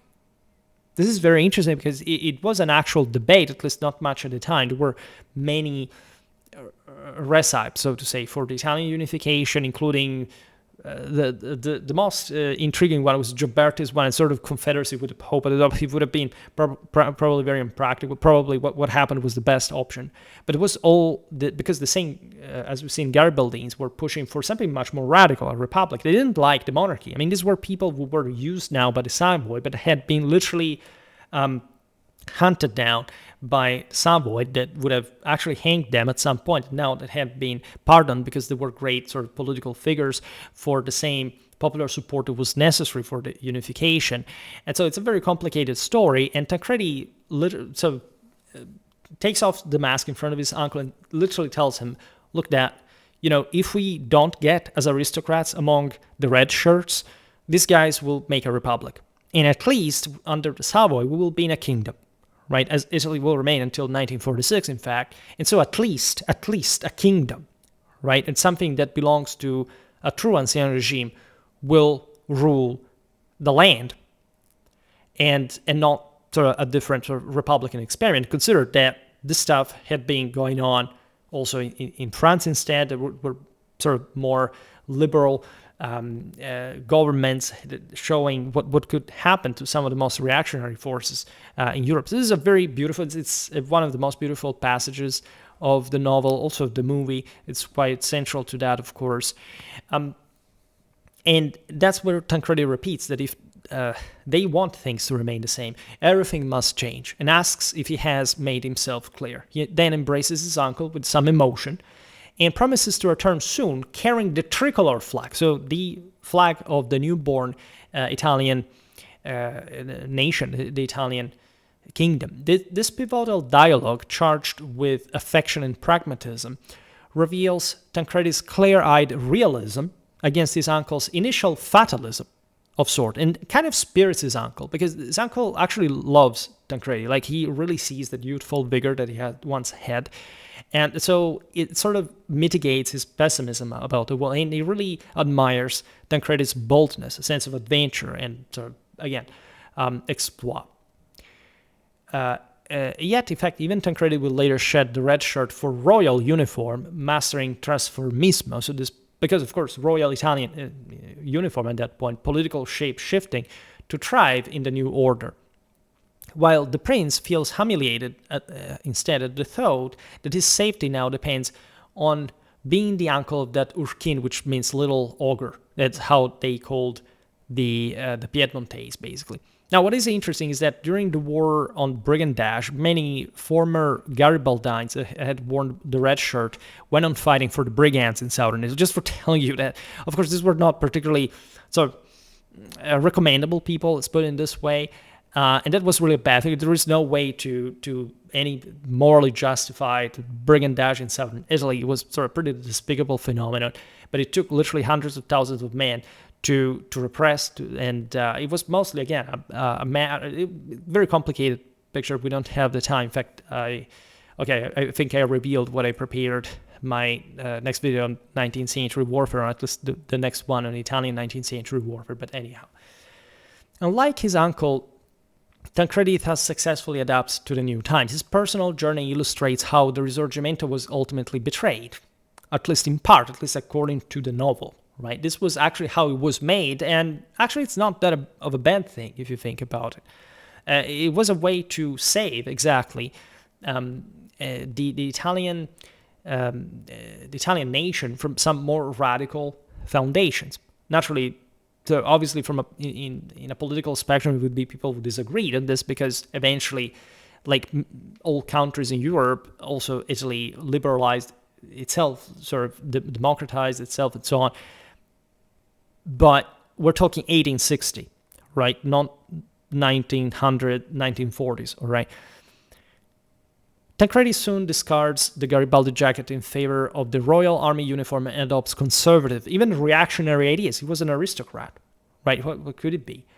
Later, he enters politics and becomes part of the new power structure, as it did happen historically, showing an early talent for this transformation, political opportunism. His belief that despite all the political upheaval, Sicily could ultimately remain unchanged by a degree, at least as far as the head of the establishment recurs several times in the novel, as you understood. Similar ideas are expressed by members of the rising agrarian middle class, which had quickly grown wealthy by managing the lands and assets of the declining aristocracy, and was now joining the ranks of the liberal bourgeoisie. Right? Hence the connection. Tancredi is physically and behaviorally modeled, as we said, on Tommasi's adopted son Gioacchino Lanza Tommasi, though morally a blend of other figures. In circumstances and actions, he also owes much to Giulio Fabrizio's nephew, Corrado Valguarnera, and his associates. Although the prince convinces himself that the social effects of these changes will amount to little more than an almost unnoticed substitution of one class for another, Father Pirrone, the Jesuit, who in the Salina house more or less functioned as a herding dog, according to the novel, fears something far more significant. He sees the beginning of the disintegration of an ancient, semi-feudal social order in which the church had served as the main pillar of stability. Is obviously the clerical perspective. Father Pirrone particularly warns that the nobles are making deals with the liberals and even with the Freemasons that indeed contributed together with the British to bribe out like the Neapolitan establishment. If you have an establishment being bribed out, obviously it means that establishment sort of does not exist, right? But this was largely also done, in his view, at the church's expense, meaning that, obviously enough, the church did go under a pretty strong resizing, also because at some point, here, there's a very crude moment for the Papal States to get partially annexed. It's only in the 70s, as you know, during the Franco-Prussian War, that Italy conquers Rome and the papacy becomes the Vatican, essentially. And the relations with the church, between the church and Savoy and the new Italian kingdom, are glacial, right? It will take Mussolini actually to smoothen this and to lay the ground. So we're talking generations here before so there could be a cooperation, relations would be normalized, right? And the church would require some kind of, it always maintained that in a spiritual, moral sense grip on the Italians, but still in a more institutionalized way that leads to this very day. Father Pirone points out, in fact, that the church's goods, which represent the patrimony of the poor, will be seized and poorly divided among the most shameless leaders. Right? Part of this did actually happen. When the Garibaldines arrived, they profaned churches, they raped nuns. It was a pretty terrible and brutal situation. And the South sort of incarnated that model of clerical overpower, so to say, that only the Papal State sort of overreached.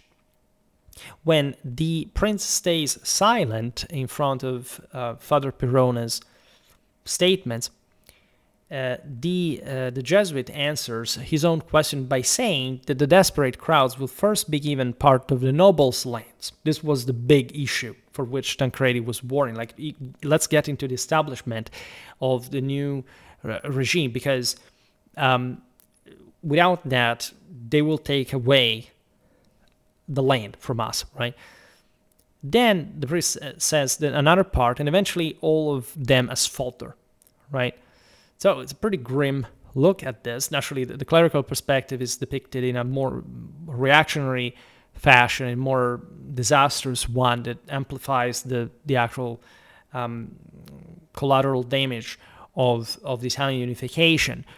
But it's meaningful in here. Father Pirone is authentic, even his name, by the way. In fact, Tomasi gave both the prince and the Jesuit a greater degree of intelligence than they had in reality even. The lands never actually reached the peasants. This is actually the point. Like, with the Italian unification, indeed, there was actually a general attempt at reform that had to redistribute the land, except this had to be essentially bought in an auction, in which essentially the landowners were the only ones who had enough wealth, also because in the South, all the wealth was concentrated in establishment, all the rest of the people had almost nothing, and could rebuy them. So this turned out to be just some tax over the land for the landowners that the state cashed, right? The kingdom profited from, but there was no actual reform, right? That many, also sort of middle class, had hoped that this land redistribution would happen, and so therefore there could be a more even society that could foster some degree of also of competitiveness. Because also other points, southern Italy was a bit like, I don't know, Germany before dissolving, and it was literally a big feudal system where it was local tolls that made the thing. So once you tear down the borders and this thing gets so pass from a completely protectionistic system to the full open market that Savoy imposed, why do you think that all those Italians emigrated to America? Exactly because of a massive crisis that happened at this point. And this caused lots of damage because without sort of a broader land redistribution, there was never really an infrastructural capacity to have the South as self-reliant, right? Then the South itself admittedly took a very bad path with a lot of mafia infiltration, a lot of sort of these old mentality of sort of clientelism and corruption. It was already there, obviously, from centuries, as in all countries had existed. But here there is the failure at modernization and innovation. It's a pity also because up to the 18th century, actually, the Neapolitan kingdom was pretty darn advanced. Right, Naples was the largest city in Europe. It had like pretty good agricultural resources. It's literally also in that century that the reforms that were actually pushed by the Bourbons failed because the nobility opposed that. And that's how fundamentally the system was aborted, right? In a very different scale, it's something that happens in Russia. Like reforms were attempted at some point, but there was practically no margin to enact them, especially in the Tsarist Empire. But it's something similar. If you wonder how a country basically goes down, like with that, but also with no actual moral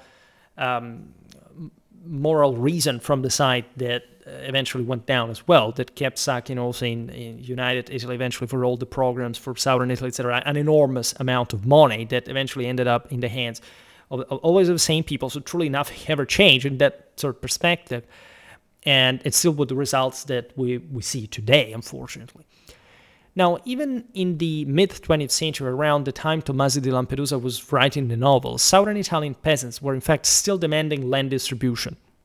1 century later, amid the enduring southern question, the long-standing economic and social disparities between Italy's industrialized north and the agrarian Mezzogiorno, marked by concentrated latifondi estates, widespread illiteracy, by the way, corruption and limited infrastructure that persisted from Bourbon times into the unified kingdom. Now, admittedly, Tomasi stated that Don Fabrizio expressed his own ideas completely. In fact, Tomasi stated that Don Fabrizio is the Prince of Lampedusa, my great-grandfather, but also bears an, quote, awful resemblance to myself, blending historical and autobiographical traits. While Don Fabrizio's circumstances and many of his traits are clearly those of Tomasi's great-grandfather, his opinions are more autobiographical, right? But it would be interesting to understand fully to which this is true, because, for example, David Gilmour, that was a biographer of Lampedusa's, sees the character as mainly autobiographical, but as stated, as we said before, but adds that there is also a fair amount of the person that the writer, I quote, the person that the writer would like to have been. In Salina's, quote, arrogant confidence, his overt sensuality, his authority over others, right? So it's something which actually speaks of that same level of sensuality that also here does not actually get expressed into some more comprehensive politological theory, right? A broader understanding of how things should have gone, right? There is none of this actually in the work either. So Tomasi's opinion is mostly the one of somebody who had remained there, right, in the desert, so to say, mentioning Jarhead here, and not quite someone who was meant to provide with not a sensible, but with a rational explanation. The prince's sensuality is secret liaison with lower-class women, for example, whose opaque peasant eyes offers sated ease, tinged with disgust. His appreciation of Angelica's blooming beauty coexists with a contemplative detachment, as if the body's pleasures and the mind's astronomy both chase the same elusive permanence against the encroaching void, where love is fire and flames for a year, ash for 30 instead. And so this incapacity of transcending, right, through fire, which is yet another very high traditional principle, but in fact its own self-destruction. So the unfitness actually for that higher role. So whether Tomasi understood this, right, and was basically declaring his own failure, the failure of that world, as opposed to sort of wishing for that world to have remained, right, or simply, in fact, claiming that there could be no change, that there would be no change, as opposed that there could be no change, is a very interesting sort of food for thought. Facing the immediate social threats, Don Fabrizio becomes willing to accept the arrival of this rapacious new class that has no ideals, by the way, because of course the aristocracy had the entire understanding of the world. They were raised properly in that fashion. He sees a marriage alliance with the bourgeoisie, no matter how distasteful, as a way to keep the desperate crowds at bay for a little longer at least, right? The connection with money would allow the feudal aristocracy to survive, among other things, even if only through a painful transformation. You understand why the aristocrats did not like, even in the 1950s, this work. Aristocratic pride, therefore, reaches a compromise with bourgeois social ambition, whose clearest representative is Calogero Sedara. He's a mayor of Donna Fugata and father of the ambitious Angelica. Right? This is the sinister figure and the overarching model of corruption and decadence, and sort of the worst substitute to the higher estate, right, that failed its task. Calogero has handed over to Angelica all claims to social distinction. A nostalgia for traditional nobility, one that would not fall, such as the deteriorated third estate. From his very first appearance, speaking Sedara wearing tails, the sight provokes widespread amusement to the prince. The prince himself does not allow, however, the news affects him more strongly than the report of Garibaldi's landing at Marsala, which had been expected and remained distant and invisible. Sensitive to omens and symbols, the prince sees a revolution in the white cravat and the two black tails climbing the stairs of his house in Sadar. Although the outfit serves adequately as a political statement, as a piece of tailoring, it is a complete catastrophe. The cloth is of the finest quality and the style is modern, but the cut is simply monstrous. The points of the tail, so this idea of lack of form anyway, so the substance continues, you see, it never changes, it ever swallows, but there's no form, there's just a degradation.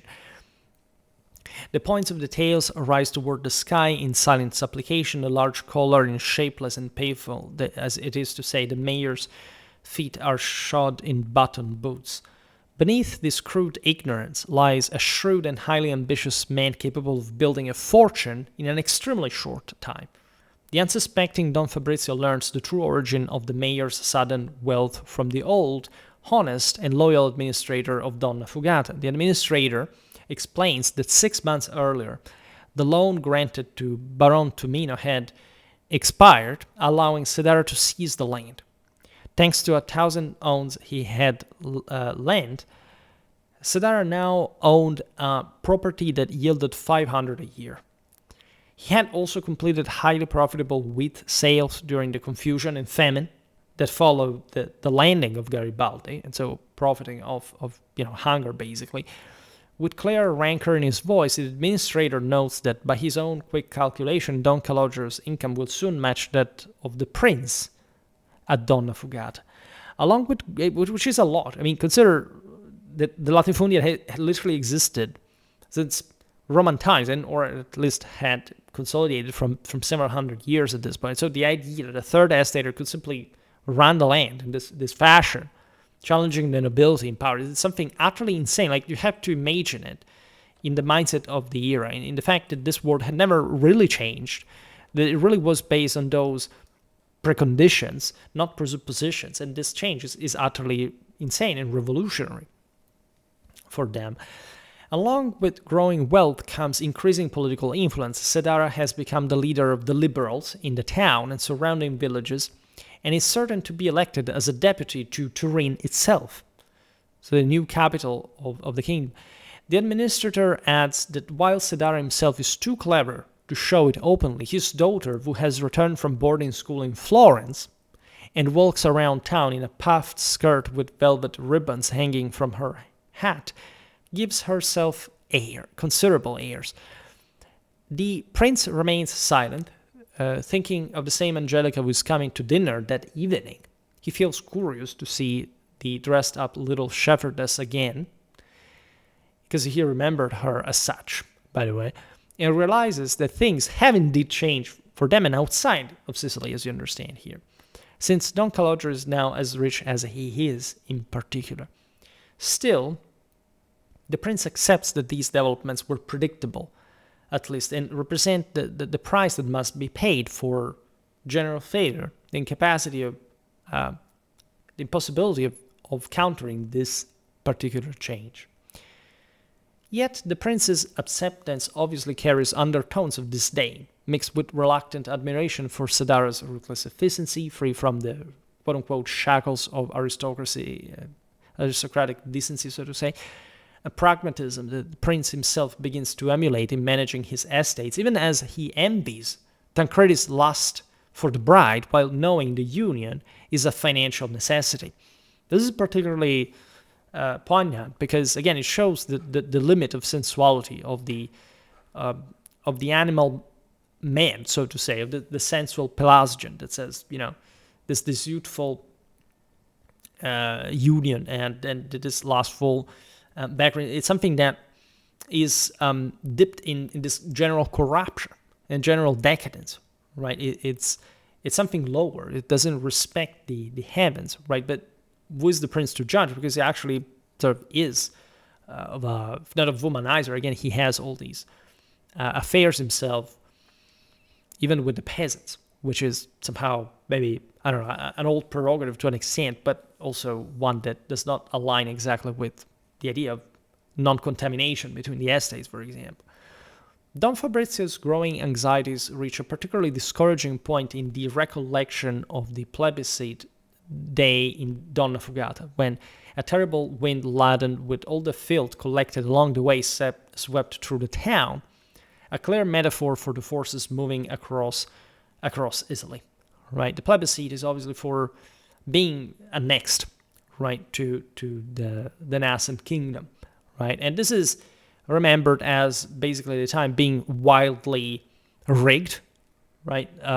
It was somehow it's somehow notorious that these plebiscites were altered at the time in the 1860s, but they also were necessary, if you want, for the success of the Italian unification. Now, the later discovery, in fact, of electoral fraud, in which the only opposing vote mysteriously disappeared from the final count, confirms his worst fears, because he was told, right, by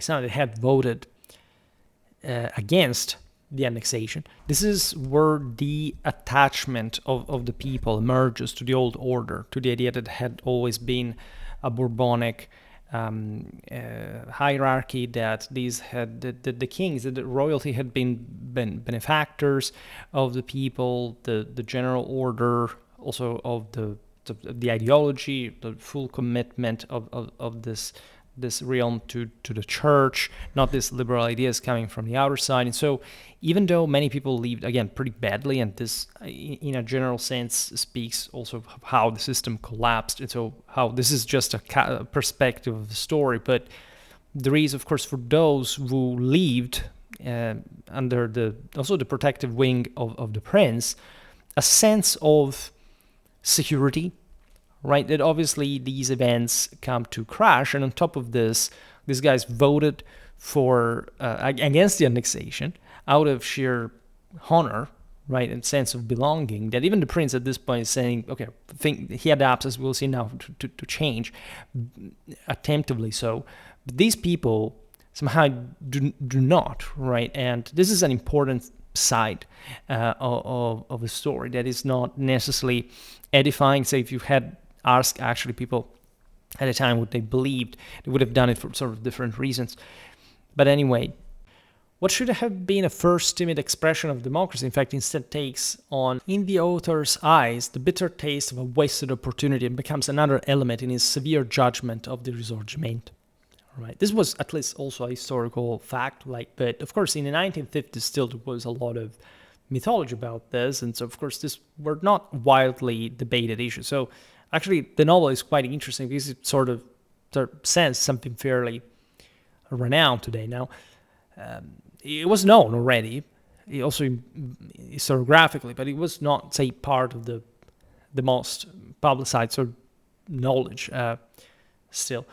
The prince could not have known it at the time, but a significant part of the listlessness and acquiescence for which the people of Mezzogiorno would later be criticized in the following decades originated in the silly cancellation of the first real expression of freedom ever offered to them, right? They did essentially what they were told to do, right?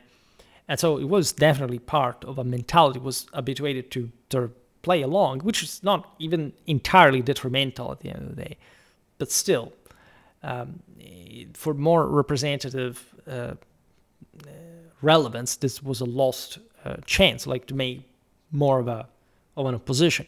Now, the notion of a listless Sicily that is slow to awaken finds its most complete expression in the conversation between Don Fabrizio and the Piedmontese official Chevalier, who arrives in Donna Fugata offering the prince a seat in the Senate of the kingdom. Because, of course, the prince was very distinguished, and so it was part of the establishment that the same Piedmontese wanted to co-opt from Sicily in the Italian parliament.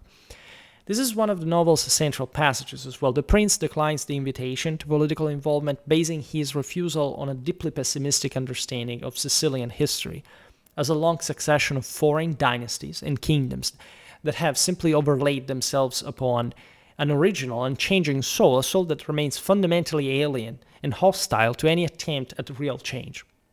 He tells Chevalier that sleep is what Sicilians truly want, and that they will always resent anyone who tries to wake them, even if that person brings the most beautiful gifts. And this is actually a pretty deep criticism of Sicily itself, rather than simply, well, okay, this is some sort of nostalgia, right, or romanticization of the land.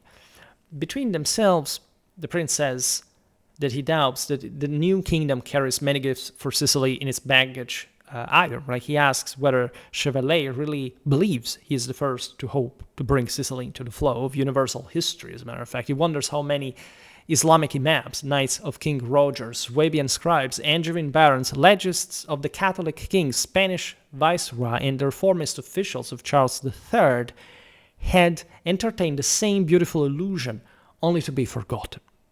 There is a very interesting point, and at least in rhetorically speaking, then historically this can be explained in many different ways.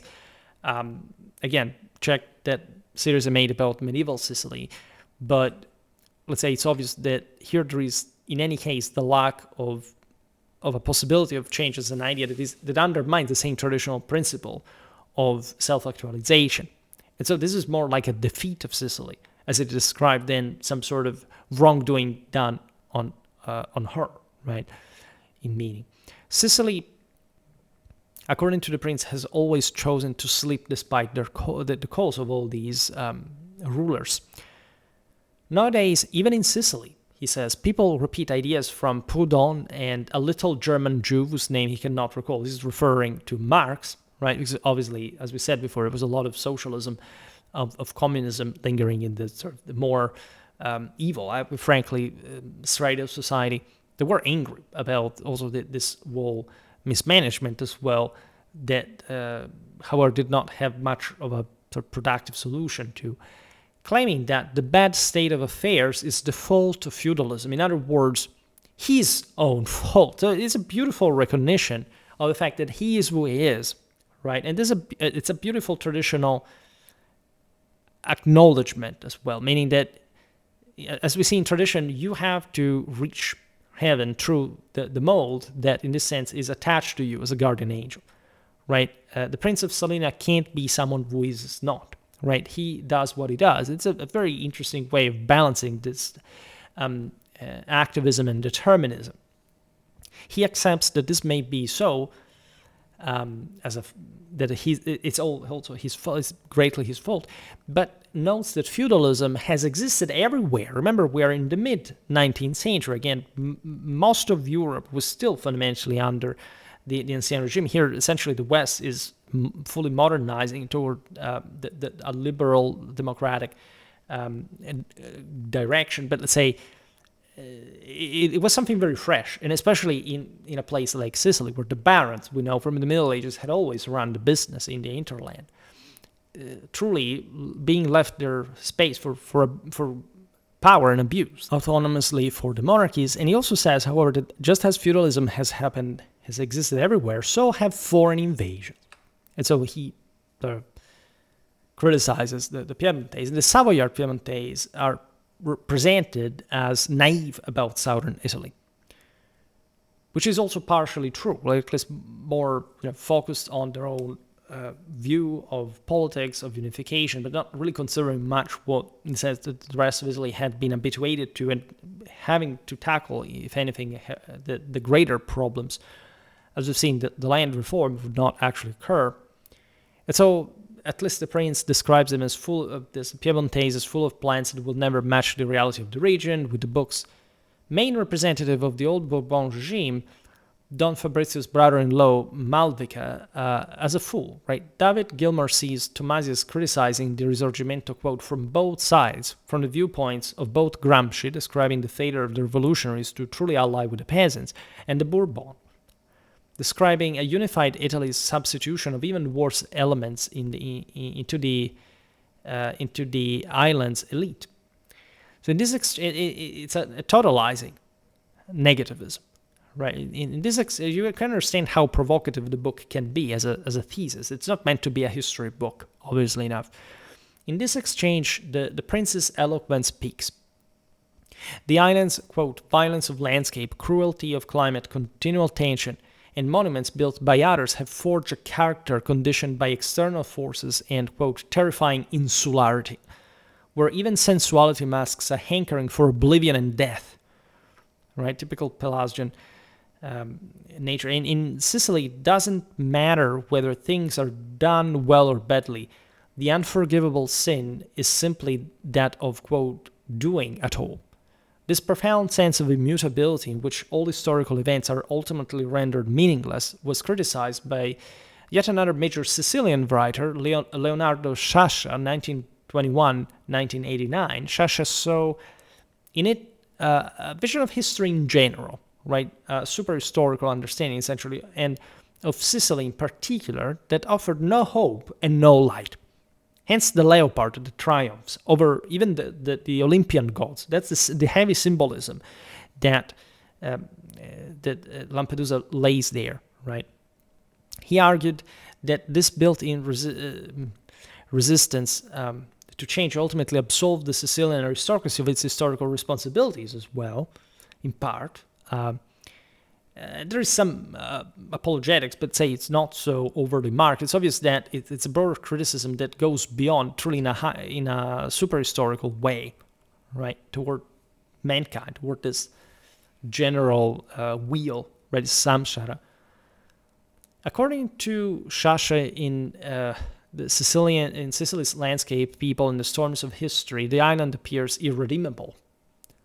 While he considered this concept and judgment debatable, it enabled Tommaso di Lampedusa to write a fascinating book that stood almost in opposition to another work published more than a half century earlier, precisely in 1894, in which the Sicilian aristocratic class was held accountable for its historical responsibilities and faults. That is I Viceré, the Viceroy, by Federico de Roberto. In The Leopard, the Sicilian aristocracy finds suggestive and fascinating existential excuses for the responsibilities and faults attributed to it in De Roberto's novel. These excuses are provided by the climate, the landscape, and indifference to earthly goods born of long habituation, to violence of feelings and passions, and the constant contemplation of death unfolding in front of Sicilian eyes. Such excuses destroy every historical hope, every idea of improvement and progress, and every ideology. It's a nihilism. Sciascia suggested that perhaps the novel's real message lies precisely in this collapse of ideologies that we continue to witness, even though at the time of its publication 20 years earlier it had appeared conservative and reactionary. So Sciascia saw it right? This is important because we're not merely looking at simply, okay, this is, say, the nobility was creating an alibi for itself, right? It was literally living in a condition in which the very ideologies that had held the system up to that point had literally collapsed. And so this is not much an alibi from the nobiliar side. It's actually an admission of defeat. It's something much deeper, and in this sense, much more punching. So the criticism towards the aristocracy was, remember, guided also in post-unitary times by some sort of liberal kind of understanding. When I say liberal here, it's the classical liberal that actually in this optic can be seen as, even as a right wing today, not liberal the American way.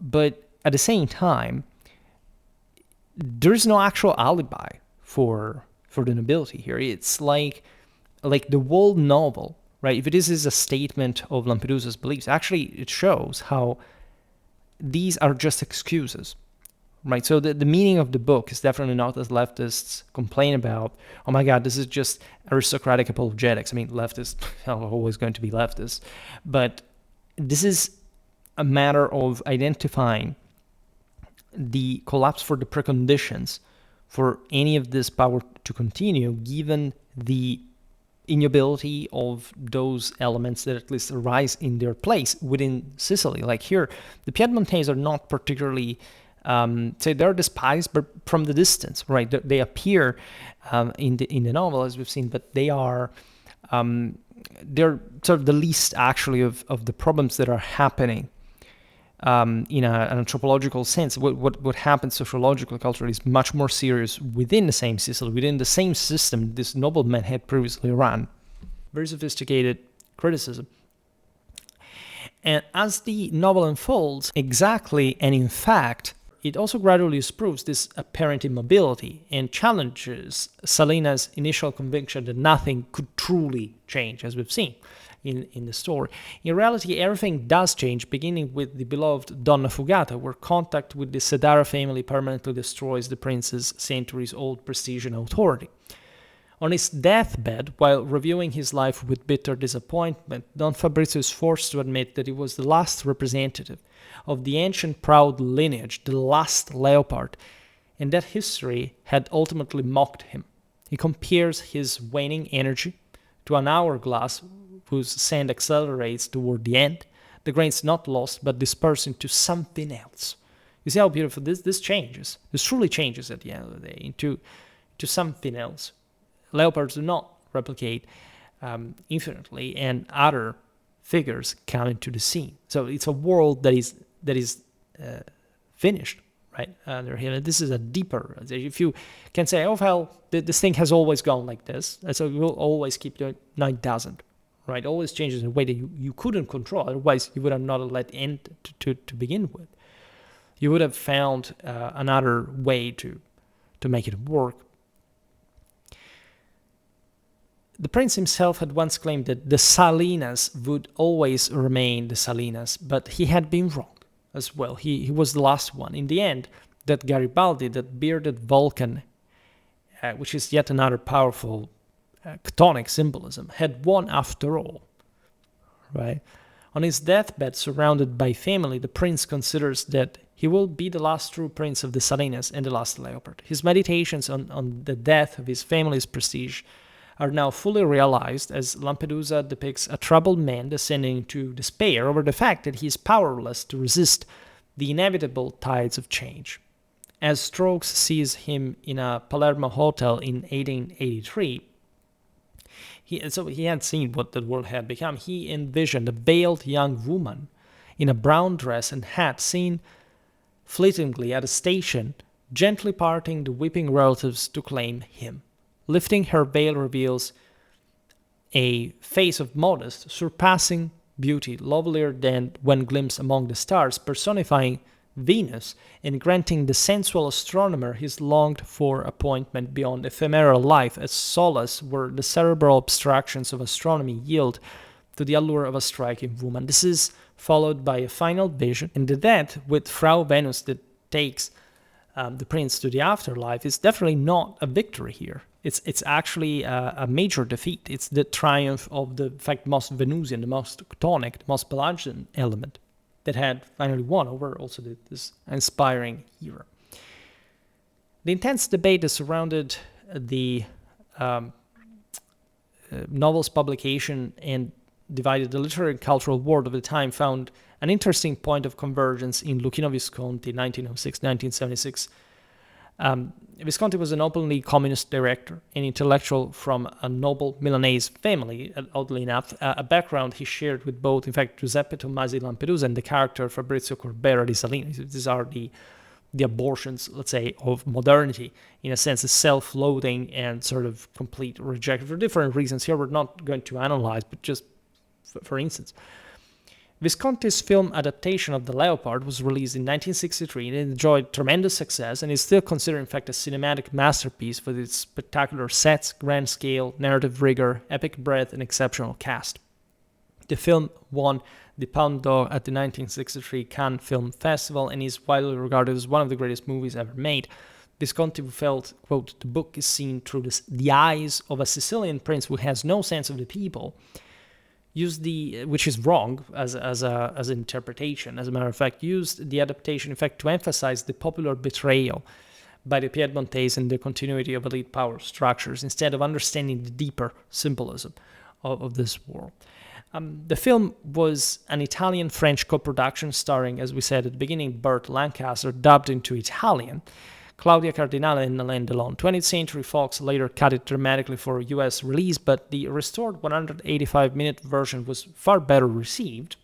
The film stays remarkably faithful, at least to the novel's dialogue, but in fact departs from it in several structural choices, the most notable being the omission of the final two chapters.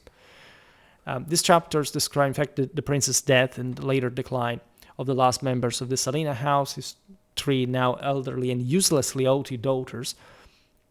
It's a very sharp transformation, like from kids to old women. It's something terrible, and it shows truly the passing of time. Even the stuffed dog, is sort of terrifying. His beautiful house is still stood. Like if you have traveled across southern Italy, you have seen even these spaces. If you have had the chance of entering some of these old villas and palaces. Now, for Tomasi di Lampedusa, this concluding section titled, quote, "The End of Everything" was the true key to the novel instead. And so Visconti did not render justice to the novel.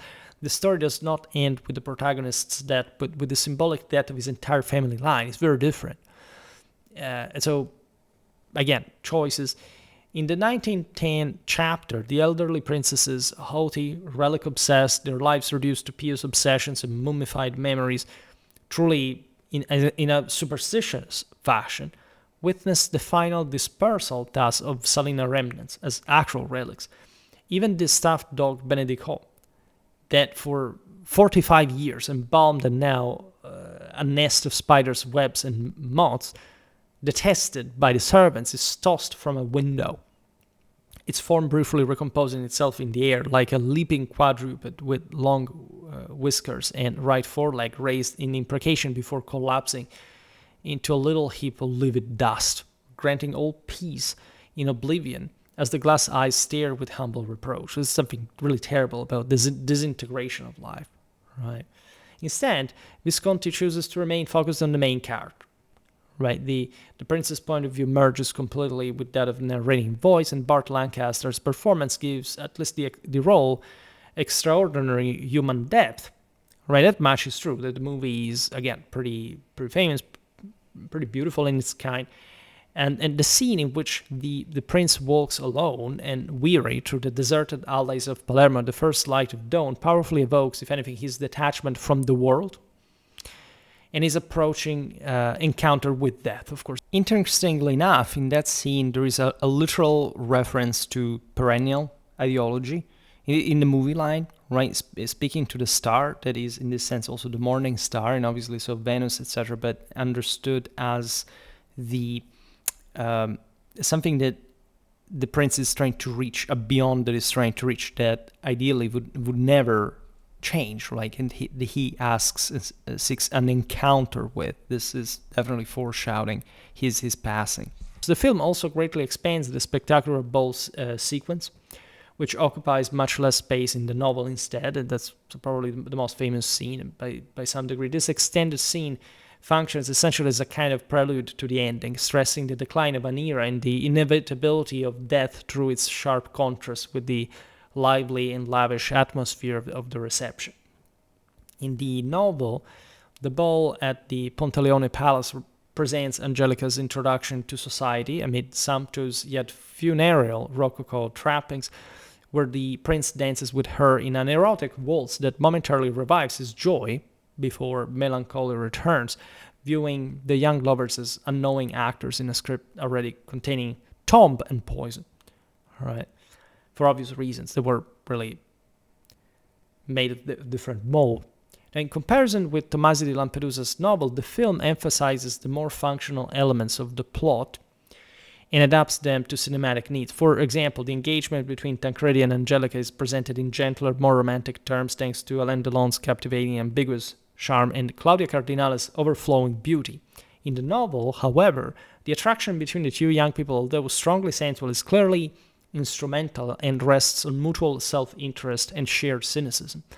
Angelica, despite her attractiveness, is consistently shown in a negative light in the book, whereas in the film allows her beauty to dominate and effectively absolves her, which is a pretty strange choice. Like, if you really wanted to be proper, you should have pointed out that that difference. It's so important. It's the theme of the movie, as sociologically speaking. Instead, of course, a communist could not represent this, right? Damn Visconti. Because of course, what is social inequality? Nothing, right? Everybody's equal. He turns this into some sort of dollhouse. I mean, beautiful cinematography, right? Great actors. It's really beautiful to watch and very enjoyable, but I mean, the meaning, if you look at the novel, it's raped, it's brutalized in this. And for what? For obvious ideological reasons. Now, the film also gives historical events a different and more direct presence by inserting battle scenes between Garibaldi's men and Bourbon forces in the streets of Palermo. It's like, okay, like considering the times of how war movies were made, it's not a bad representation. It's pretty messy and dynamic. It's funny to watch. In the novel, references to the clashes are limited. Instead, as we've seen, that all this is seen from the outer side, like limited in particular to Tancredi's brief remarks during the lunch at Donna Fugata and to his slight wound at the eye.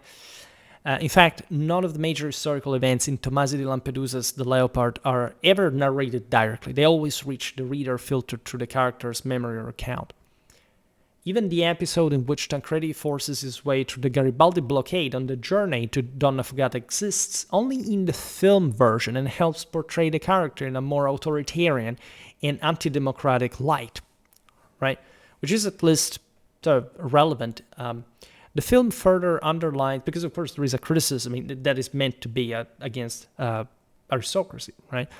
The film, in the sense, further underlines his reactionary nature with an additional invented scene. During the ball, for example, while conversing with other officers, Tancredi openly approves of the impending execution of those who had deserted the royal army to join Garibaldi after Aspromonte. This is a very interesting historical note, admittedly, again, always to show the hypocrisy of the aristocracy, but it's refined, because in August 1862, Garibaldi gathered a voluntary force in Sicily with the radical slogan Rome or Death, intending to capture Rome and complete Italian unification.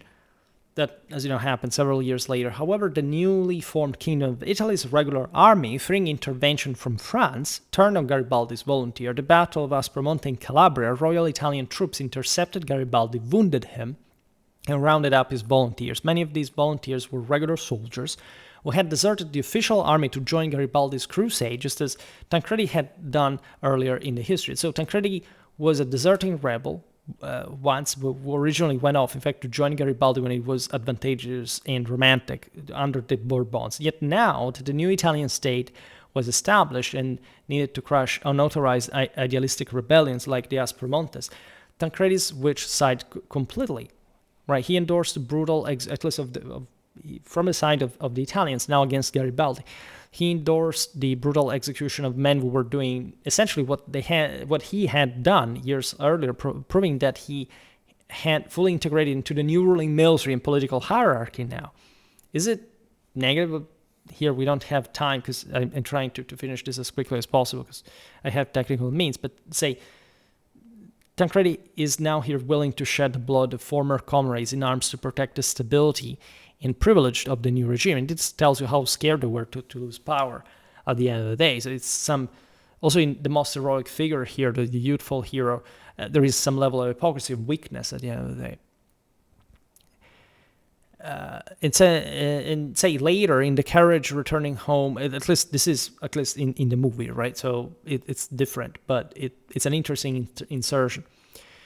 In the carriage returning home with the two Sedara, Tancredi listens with satisfaction to the shots carried out the sentence, while Don Calogero, memorably played by Paolo Stoppa, delivers the film's final lines, remarking that it is a beautiful army and exactly what was needed in Sicily, so that now everyone can rest easy. Right, but it's still, I don't know, the movie is not bad. It's just, it makes you feel, makes you think ill, of course, of Visconti, because it was a communist.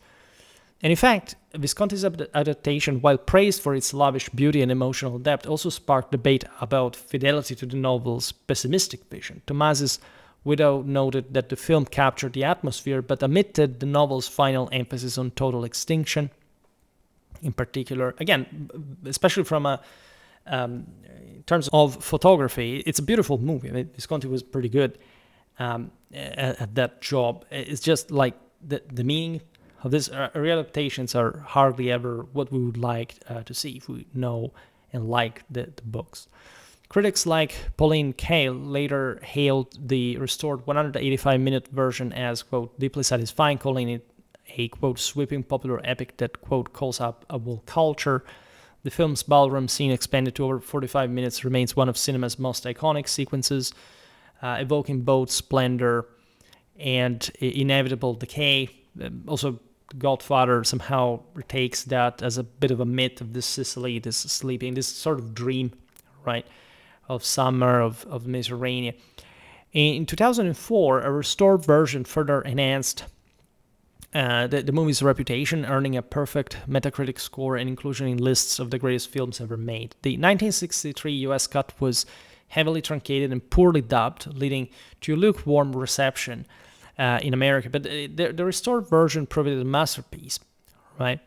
So, what can we say? The novel's critical reception, from conservative backlash in the 1950s to its enduring status as a masterpiece of modern Italian literature, reflects ongoing debates about Italy's unification, the persistence of southern quote-unquote backwardness, and the illusions of political transformation. Visconti's film, despite its departures, powerfully visualizes these themes, cementing the Leopard as a landmark of both literature and cinema. In the end, as the last Salina relics dissolve into dust, the novel affirms that the mightiest predators yield to time. Yet, in that yielding lies a quiet, elegiac beauty etched against the unchanging Sicilian sky, where we were the leopards, the lions. Those who will take our place will be little jackals, hyenas, and the whole lot of us will go on thinking ourselves the salt of the earth, right?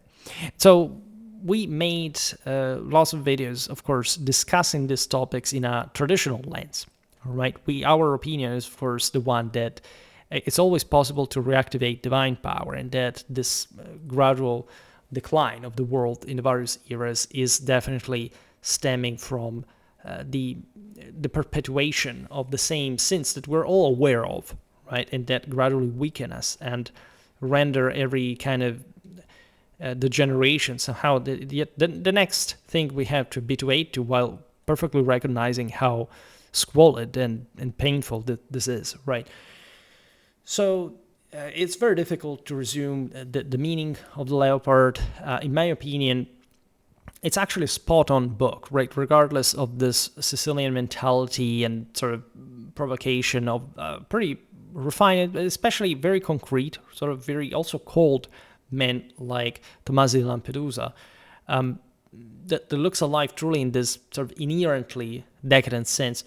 There isn't much of a historical statement, right? At most, a super historical one that Sicily becomes just like the narrative expedient for, right? It is deeply felt, it is deeply personal to him, and it does have a historical, a social, cultural relevance, right? But in this sense, there is, I would say, a pretty traditional appreciation of the fact that when the pillars of something are rotten, where the precondition, where the very foundation of the mere principle are starting with a wrong foot. In other words, if we worship the Dionysian leopard, right, and we presume that is simply something that has to rule over an Olympian reality, well, we're very wrong. Right, we know ourselves that we are sort of covering up for our own sins, for our own mistakes, and we're really not wanting things to change at all.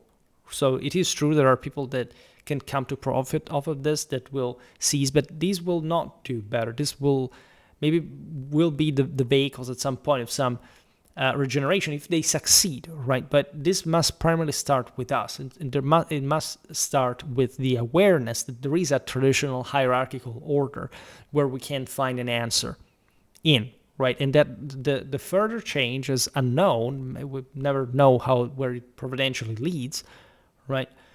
But it is something that we have to make an effort to mold ourselves, as long as we are able to detach ourselves from our own fallen nature, from our sensualistic and, in this sense, Pelagian distraction, from the firm purpose, right, of divinization and the restoration of an actual world order, true form that stays, that remains, right? So it would be so much to say about the general historical context of this, so don't take this video as anything even provisional on, for example, the Italian unification and or sort of the Sicilian social perspective from that, but at least sort of a gateway. If you're interested in the movie, in the book, and you want to get to know them, or if you have already seen them, if you have already read them, and you want to, if anything, get a different perspective and see how sort of controversial, apparently a movie that is, nobody would say it's controversial, everybody remembers it because it's just like a great historical painting, right? It has something, again, you can feel that weird 1960s vibe. Contestation had not yet fully exploded, but let's say obviously a communist director would bring something to that. There is this level of sort of counterposition of aristocratic hypocrisy to populistic righteousness of some sort, but it's not so pushed because it's the whole picture is somehow all baked into the whole rigging, right, into the whole corrupted system. And so if anything, there are interesting scenes, and the movie has its moments, but obviously what is more interesting and also bitter, way bitter, as we have illustrated here, is actually the book. The book is really better, and I mean, I don't know whether you can find it for free online, but say it's very easy to find in any case. And I don't know, I think this could be the beginning also of an attention toward movies, right? Learning history through books and movies, and therefore tying some sort of popular awareness about this or that topic to the actual historical foundations of this. And what actually is striking of the Leopard is, of course, how relatively close to the events this is. I mean, how a person like Tomasi de Lampedusa could see this from a very inner perception of matters in Sicily, socially, culturally, from an aristocratic perspective. It's a very privileged point of observation. And this also, I think, opens a bit your eyes, at least. If not, it's not really a book that has to open your eyes about that world per se, but there are many, there's a similar book known as The Embers, for example, that really talk about this general decline, right, through different lenses, through different vision of this slowly, but still eruptively breaking, right, 19th century, that, as we've seen also in Gustav Meyrink, because Meyrink is very powerful, but way more esoteric and mixed with other traditional principles, but it's part of the same reflection on that change. This tells you a lot, depending on the authors, also a lot about the national mentality, which is very often surprising in the sort of the perspicacity or the awareness or non-awareness, the points of view on this. Contemporary historiography is very complicated, and so I will stop also the video here because I don't want it to be too long. A final remark regarding perennial tradition I would like to give, basing myself on the bottom line, the bottom line, in fact, from the book and the movie, namely that everything has to change for remaining the same. This is actually a deeply traditional and perennial meaning. This is the ultimate message, if you think about it, that in spite of all, it beautifully contrasts with this oblivion that the novel suggests, that it is brilliantly expressed by Tancredi, that however remains somehow is snared himself by the system, by the cyclicity and the sensuality as opposed to the actual form, to the actual star that the prince instead keeps looking at, right? They all fail, but it's a collective aspiration. And as we've seen in our videos about the Hermetic tradition, the entire point of what that can remain the same. Can a system remain the same? If it is pure, if it is divine, remains the same. And we've seen that the precondition in tradition for everything to remain the same, for divinity to be achieved, is to continuously change, is to continuously sacrifice, to continuously fight, is to continuously maintain that capacity of say, adaptation in the form, not in a passive sense, but in the form of continuous strife and continuous upholding of every kind of darker, lower chthonic force that may come from the within, from your own soul, to obscure the luminosity of the system. So this is a very beautiful idea that I was reflecting on, and that, in my opinion, actually is overarching in the novel, and that may be the actual signature of Tomas's meaning. Not much what Sciascia was pointing to in its sophistication to the death of ideology, which actually, by the time Sciascia was writing, was a thing in a broader sense. Also, considering all that fortunately orphaned revolution from the 1960s and the death of ideology as the death of many other aspects like in society, and this departure from the older traditional world, which is an overarching theme also in the 20th century, if you think about it. So this is my final intuition, that there is really a spark of perennial wisdom in this book that shows what is essentially the price to pay for the fall, right? And it can be, in my opinion, ultimately interpreted in this way. In fact, for today, this is it. I just hope that you enjoyed this relatively massive video. If you did, please share it. Otherwise, leave a like or subscribe to my channel if you're interested in my upcoming content. As always, I thank you heartily for listening to me. I wish you a nice time and see you next time. Bye.